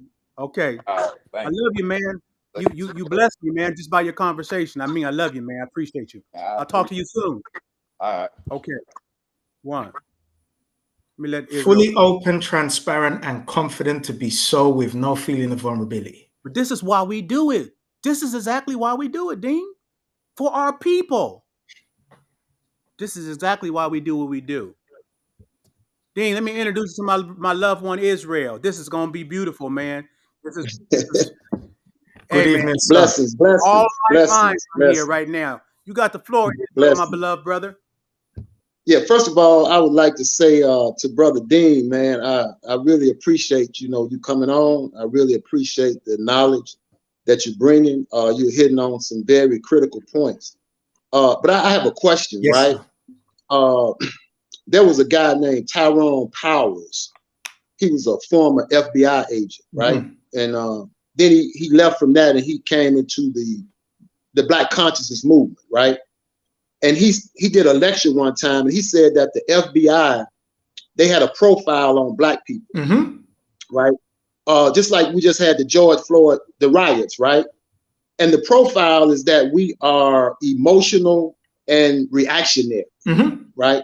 We're not calculated thinkers, right? Exactly. And my question to you is, how is that developed? How can we develop that? Because it seems it's not something that maybe it's innate within us. Maybe it has been suppressed. Maybe environmental circumstances, different type of upbringings and so forth causes us to be emotional. I know African people, we have rhythm and, spiritual energy. Mm-hmm. I would use that word, right? More so than other people. You follow what I'm saying? Yeah. And so therefore, how do we develop this calculation? I mean, it's like with the Navy SEALs, they have trainings, right? Where they train them to function under high stress situations, right? To suppress their nervous system, to suppress their natural fight or flight programming, mm-hmm. and to be able to go into danger, to deal with extreme situations. This is a training that they go through. It's not something that they naturally would do. And since we as Black men, most of us have been raised by our mothers, right? And I used to go I'm here in Chicago, Illinois. Mm-hmm. I used to go into the Cook County Jail, and I used to work with men in the jail. I used to do workshops, right? And one day I asked them, why are you here? Why are most of you all in jail? And they was looking at me. They was like, why? I said, because you acted like your mother. Mm. And they got upset, right? I'm like, oh, I'm like, no. I said, but what happened by us being raised by our mother, we seen our mother deal with problems, but she dealt with them in an emotional manner. Completely. So therefore, that subconscious programming is in us without us even knowing that it's there. Mm-hmm. And so we went out and we did something without thinking about the short-term and long-term effects that it would have on us and the people around us, particularly our children, right? So how do we get to that calculated state? You know, that state where we are moving like a grandmaster chess player. Absolutely. On the board of life. What is the process you would say that we could use to implement that? I'm going to unpack it like this, because you said quite a few things there, but because you introduced the most important point, because you built into the Green Berets. Let's take the Green Berets and let's start there, because I like to think as a reverse engineer and work backwards. I like to work backwards from the solution to the problem. So when you think about Green Berets now, you're taking men who are ready, who are at the peak of their physical fitness as soldiers, who are elite soldiers, who are ready for the challenge and proposition in front of them. And yet still 90% of them will ring the bell and leave. Yes. However, the same way that this isn't a society, this is a community that is being created now. And let's say there were a society of the revenant that would be ready for those who don't ring the bell. Now, Marcel has presented himself and will be speaking with Andre at some point. These men who desire to be highly calculated, who desire to adopt the GPS to be highly impactful missiles, present themselves because you present the platform. It's not for everybody. Dre said something about the 60s in that the consciousness grew. Because we had never done it in the way that we could visualize it and actually see it play out, we didn't realize that it's not for everybody. See, I don't talk to everybody. I don't want to talk to FM people. I don't want to talk to AM people, because we're in the digital age. So I want to talk to the DAB people. When you get the DAB radio signal, there's no crackle, it's instant, it's crystal clear, and everybody's getting it. So I only want the DAB. I don't want the AM or the FM. So this is why when Dre talks about the revenant, you are now presenting a platform in which men can present themselves to become the Green Beret. You go through the training, and the training costs, because when you pay attention. I have your full mind, I have your natural mind. And if you are man enough to invest in yourself, it means you get what I'm conveying and you actually desire it, rather than like the old push advertising in the 80s. Now, the advertising is designed to actually seek you out, so that it is actually pull advertising as opposed to push. You see, Drake's program is pull. I'm going to do a similar thing in the UK, not push, because I don't want you if I have to push. Prove it to me. I don't want you. I want the men who line up to be Green Berets, because we know that we have a structured program that absolutely works every single time for those who have the internal resource to actually defy reality, to defy their pain, their body, their doubt, to become what we are looking for. And we don't need 1 million of them. If I say I want to train 100 of them in person this year on my Future Leader program, which you can find at adpack.net/blog. Future Leader program is a structured program to identify these men, to give them the intellectual capital and experience that the three of us share, so we can transfer that GPS to them. Now, it's not for everybody. And there are men who are going to ring the bell, and that's okay.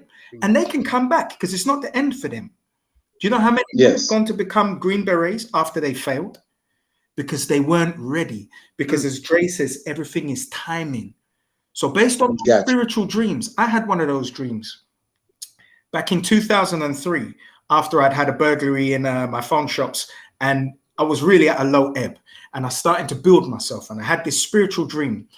I was shot in the head, and there's a man over my bed, and he put the gun to my head, and I said, no, there's not enough time. And he shot me, and my spirit was actually escaping through the hole. And I'm clawing up my body, trying to get back in. I said, there's not enough time, and I'm trying to get back in my body. And I woke up, and I said, there's not enough time. Study, master, apply. So when you speak, it's clear that the information you have is information worth taking on board. See, I don't just want to talk. Communication is talking, it's making a breakthrough. Israel, I know that's what you do. I know that's what Dre does. You have peers. And when you establish a structured program, a man who's come from the street like Marcel is seeking structure because he wants to master his environment. Because a master of that environment is what Jordan Peterson calls a dangerous man anywhere. So that's right. Start from what we know works as reverse engineers, and we pack it, and then we go back to the beginning, which is the onboarding. Now, if you want to get in the early intervention, you are perfectly capable of setting up a cadets. See, it's not the military, but it's our military. Where we take boys from 8 to 11, 12 to 16, 17 to 21. You see the matriculation of that program. Imagine if you got him at 8 and now you still got his natural mind at 28. Yes. That's a dangerous man. So we look at what the model is. The model is Dre, the model is you. And you work backwards. And you say that's a structured program now that is modular and scalable, that we are no longer now at the grassroots level training the guys at the front. We are now training the facilitators to execute our role. Yes, I want to train 100 of those facilitators a year. And through Patreon, I want to train 1,000 virtually to go and be as impactful as they can in the world. And then you monetize through Patreon, right? Yes. That's powerful. Sheesh. Bring your whole mind. Yeah, that was very, very, very well put, my brother. Again, I'm really thankful, for you, right? To know that it's another brother out here with a mind like yours, that's doing work. Well, like ours. Right? You see, when we speak like that, we're speaking to our ancestors, because I don't have a conversation by myself. I speak with everything I say is ours when I'm speaking to myself. Nicholas, be patient, Nicholas. Come on in a minute. I want to let this guy have the phone. But again, I'm glad that you're doing the work. Whatever I can do to assist, like I said, I'm here in Chicago. I work with young men with manhood training. I go into the jails. I teach critical thinking skills. I use chess because I'm a chess player, and I use chess as a means to teach calculated thinking and things like that. And brother Dre, that's my guy, man. Dre is a very phenomenal brother. And whatever I can do, I just wanted to chime in. And like you say, you kind of, knowledge is confluent, right? It runs together. It's consistent. And you're saying the same thing that Dre's saying. This is not for everybody. It's for those that are already at that particular level of insight and understanding. Absolutely. And we get there and we start. And the last point I want to make, what you made, was that we reverse engineer, and we start from young, catch them younger, and then we move up in age, right? And that's one of the things that, because when children are younger, they're more impressionable. And that's one of the things that Adolf Hitler understood when he was building the Third Reich. He started with the younger people. He didn't go for the older people, because he knew that he can put his thoughts in them at that age, and they were more malleable to be able to retain the information. It's like in the Matrix, I think it was the guy said, we don't take people after 35. After 35, they basically dead. They're stuck in their ways. Yeah. But anyway, okay. You said Adolf Hitler took them young. Now, I watched a 3.5-hour documentary on the occult rise of Hitler. This is not outside of the Holocaust of the Jews now, because we're just assessing the science of how you seduce a nation. Because we are required to seduce a nation. So I watched many things of different cultural influences with no necessary forms of endorsement or anything else. But I believe that all information is good. My position in my community, people send me videos of murders and all kind of things. So if I had a particular kind of weak mind, I would kill myself after a month. I fully embrace my darkness, and I'm presented with all kind of dark images, and people tell me all kinds of horrific and traumatizing things because they know that I don't speak to other people about them. So just touching on that occult rise, when we start to see images and we understand how the mind actually works, in that we're not conveying words, we're turning words into pictures that men can actually see in their minds, that they can grasp and adopt, because it makes it more tangible. Mm-hmm.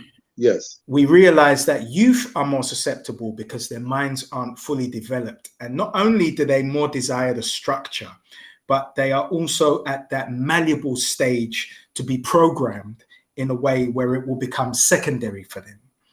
So we don't throw out the whole thing. We look at what works and we adopt what works. As I say, eat the chicken and spit out the bones. We're grown men. We're never going to cut ourselves on bones. So we're not going to go and commit any Holocaust. But that's right. When you look at the occult rise in what he understood about basic human psychology, is actually what is used against us to program us outside of our interests in the Black experiment, the 500-year Black experiment, in which Africans, whether you were in America before Christopher Columbus arrived, or whether you were there after Christopher Columbus arrived, your ass be African, and your natural African mind was inducted into the Black project.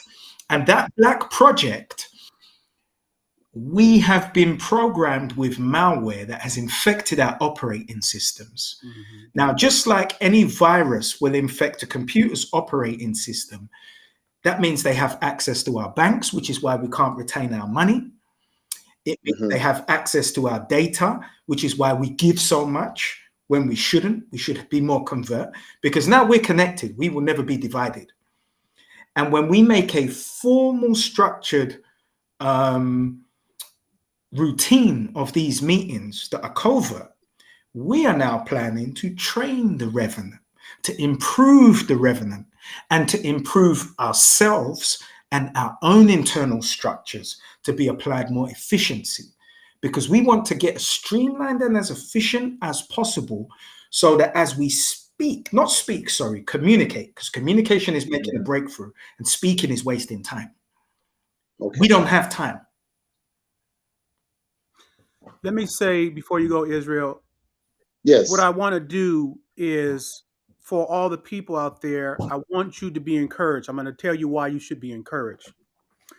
Because there's a lot that has happened. You've seen a lot of people use a lot of things, from what Hitler did and what America has done, what every empire has done upon the face of the earth. I always said America is like every other empire that has existed. Exactly the same. Conquered lands and people, that have instituted their laws, that have a military, the power structure to enforce those laws. Even if the laws which you consider to be are wrong, it doesn't matter. They have the power to enforce them, conquer lands and people. Nothing extraordinary, right? No. So when I was doing police accountability and I was trying to tell the Black community that they could not hear me because of the indoctrination, right? So I had to just do it on my wife and I do it on our own practically, right? So when you understand how empires operate, that they, when I used to tell our community, you guys are losing because you keep asking, why are you doing what you're doing to us? And I'm telling you, they got to the goddamn position that they're in doing it to you. That's how they got there. What do you mean you asking them why they got to the position that they're in by doing it? So, and we're not their people. We are not their this term racism you're using. Listen, if you see a guy who's slipping and you have a street mentality, you got to get in him. Yeah. That's all they're looking at you as. I got to get in you because you're slipping. Yeah. You're asleep. Yeah.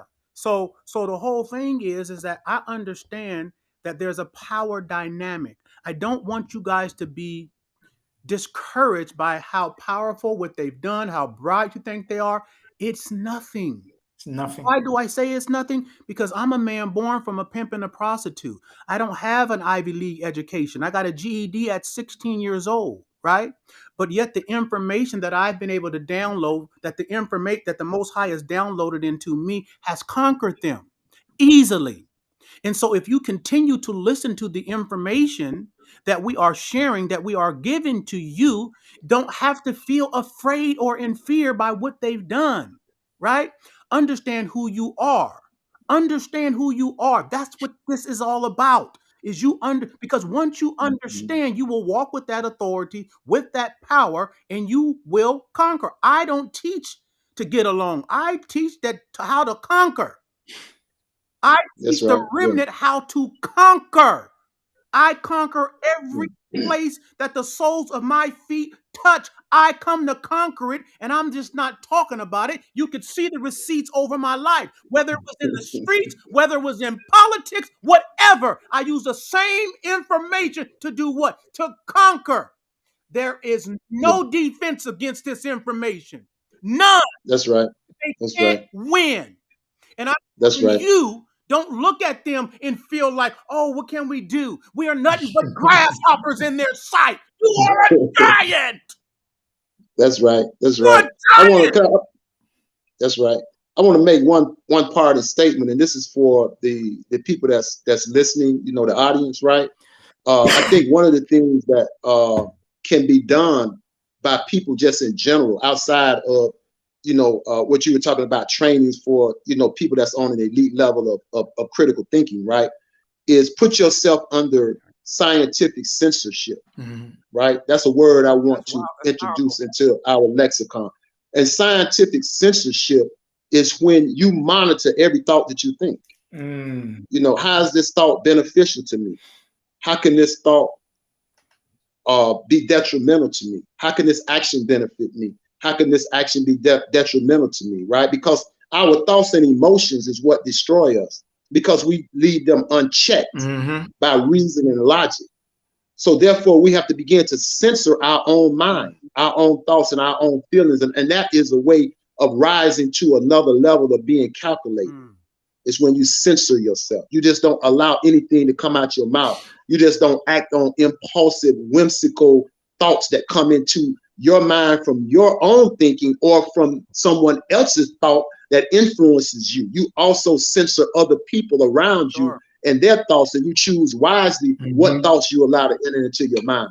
And that's all I wanted to say. I just wanted to leave that with the audience. Scientific censorship. We love you, brother. All right. Thank you, Dre. Thank you, Dean. Beautiful to meet you, brother. All right. All right. Peace and love. Peace, baby. All right. One more. We got Nicholas in here. Brother, thanks for your patience, brother. What's happening, Nicholas? Absolutely. I wouldn't miss an opportunity like this if I had to wait 20 hours. You know what I mean?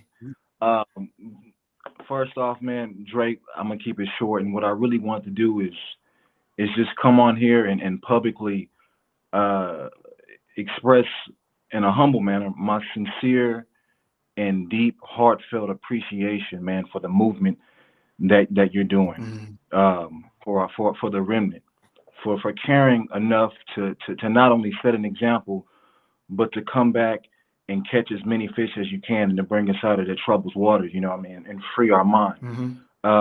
Your whole philosophy about us coming from our current mind and gaining our mind that once was, I can't disagree with that in any manner whatsoever. I think most what we're going through right now is mostly a mental battle. You know, we were in chains before, and whether you come from across the pond, whether you were here originally in America, we're fighting really a mental enslavement. You know, it's like you always say, every spiritual battle is initially won and lost at the threshold of your mind. And I think wherever we go, we keep getting these things reiterated that if we can recapture our mental back, then we're going to be just fine. When we, yes, sir. When we, absolutely. When we, but I really just want to come on really quick and make sure that I did. I would be truly remiss if I didn't get this opportunity to thank you from the bottom of my heart, man, to really thank you. And Dean, you know, this is actually my first time getting a chance to hear you speak And brother, I'm really blown away by your ideas. Thank you, brother. Your whole energy and presence, man. It's definitely captivating as well. I really like what you said about the confused admiration. It's real. That was smooth, bro. I never actually heard that term before, man. I've never You've heard that experienced term, it but though, right? oh, absolutely. Absolutely. You know, I'm definitely going to add that to my toolbox as well. Confused admiration, man. I really like it. But I just want to say one thing to you, Nicholas, before you go. Do you know one of the most important aspects that you've demonstrated in what you expressed?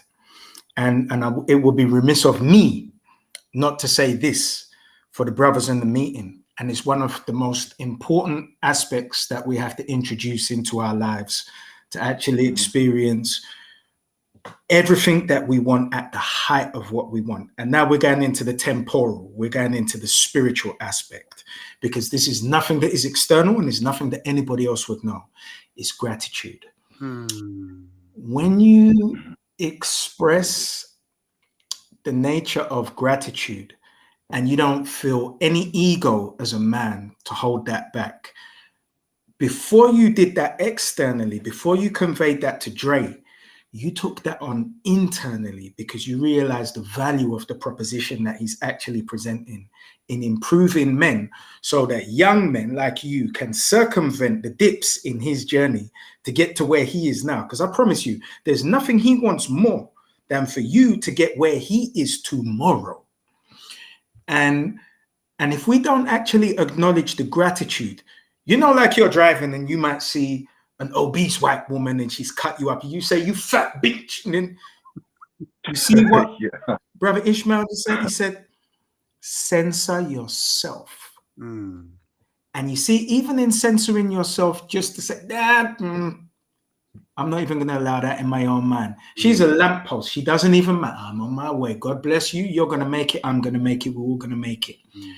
The gratitude that you convey in the humility in the way that you convey it reminded me just to express this in censoring those thoughts, the dark thoughts that we have, because I'm a man who embraces all my darkness. So when you think about killing or you think about any of these things, we all do it. We all might be at a stage in our life where it looks so dark, we might think about killing ourselves, but for those that we love, knowing that others make that decision where other people aren't even in their minds. So you know you haven't lost your full mind. But when you have gratitude, it turns down the volume on the darkness that doesn't serve you, because some darkness actually does serve you.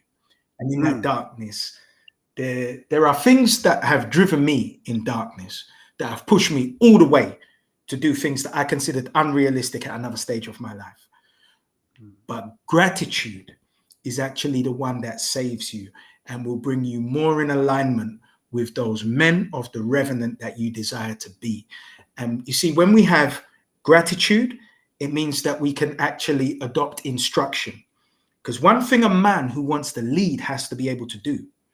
You see, if I flew out and I met Dre told me, "Nigga, this is some shit we got to do."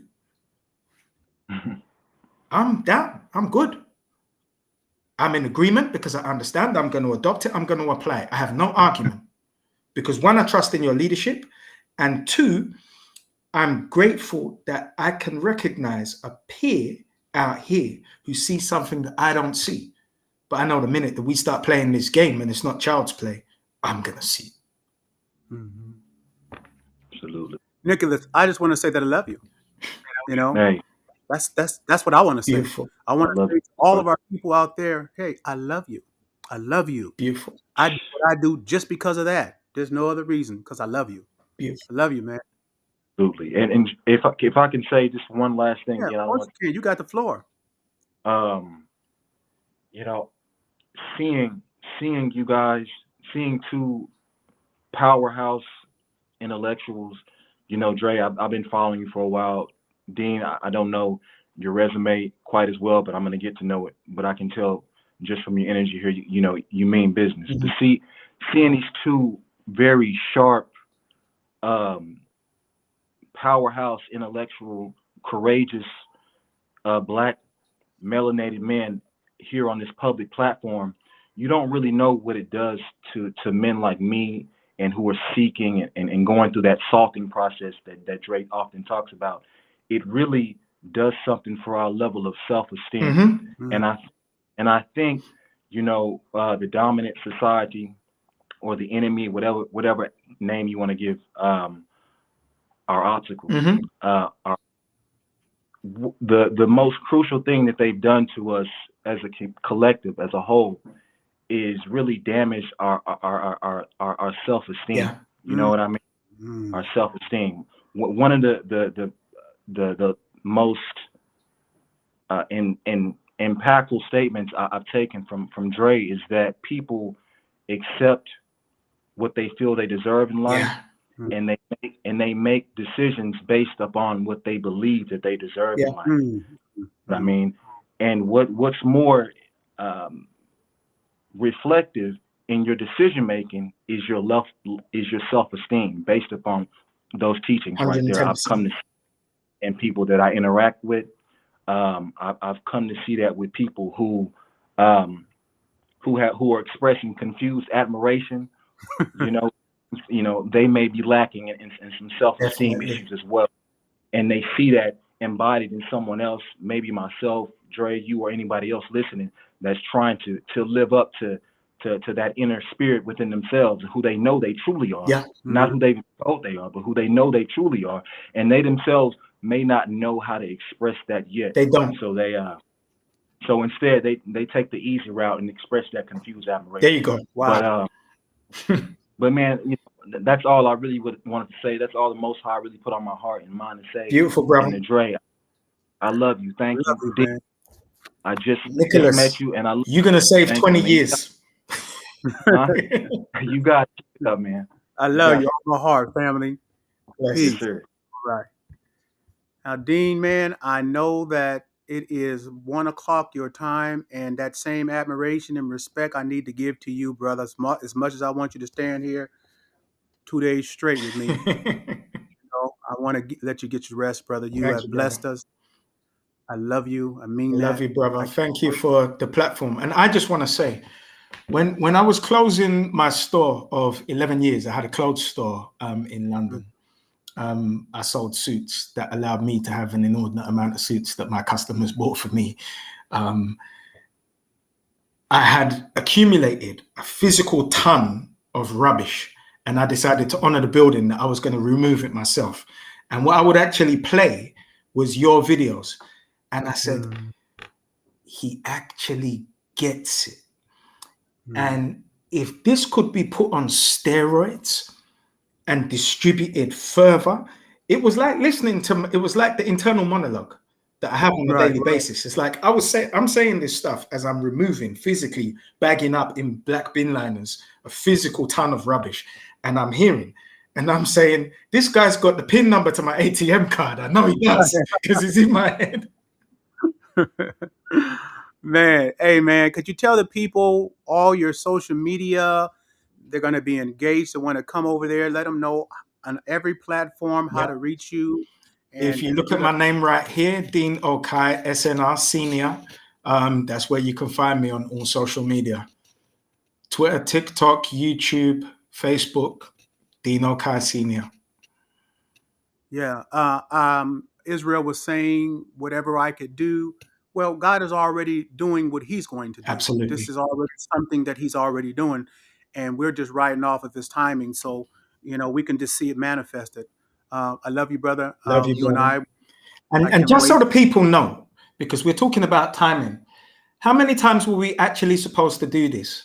And because you hadn't actually met me and you're apologizing and we're apologizing for missing each other, now we actually know how we think and the importance of men like us coming together to actually design, to be able to curate, to be able to convey what we have, so that it is just seen that this can be duplicated, and that anybody, not everybody, but anybody who desires, just like Green Berets, can take this on board. And that the quicker that they decide to adopt it, the quicker they'll be sitting in this position of knowledge, so that they completely govern their first mind. Because when we talk about governance, we think about governments. but the first governance is here. Mind is all. The mind taps into the spirit, and once you get those two in alignment, there is nothing in your environment that can challenge you. And that's why I say with absolute confidence, I'm going to dead a young man in an old body. On that note, that bar, we're going to leave it with that. I love you guys. I see some of you guys, for you guys who don't know, the Remnant classes is on Monday and Friday on my YouTube at 7 p.m. West Coast time, Pacific Standard Time. If you want to join, for whatever reason, YouTube makes you join through your laptop or your computer. You can't join through your phones for whatever reason. I have Wednesday classes on IG, same time. I have Thursday classes on OnlyFans, same time. I love you guys. I'll see you guys later. And we're out. Peace. Beautiful.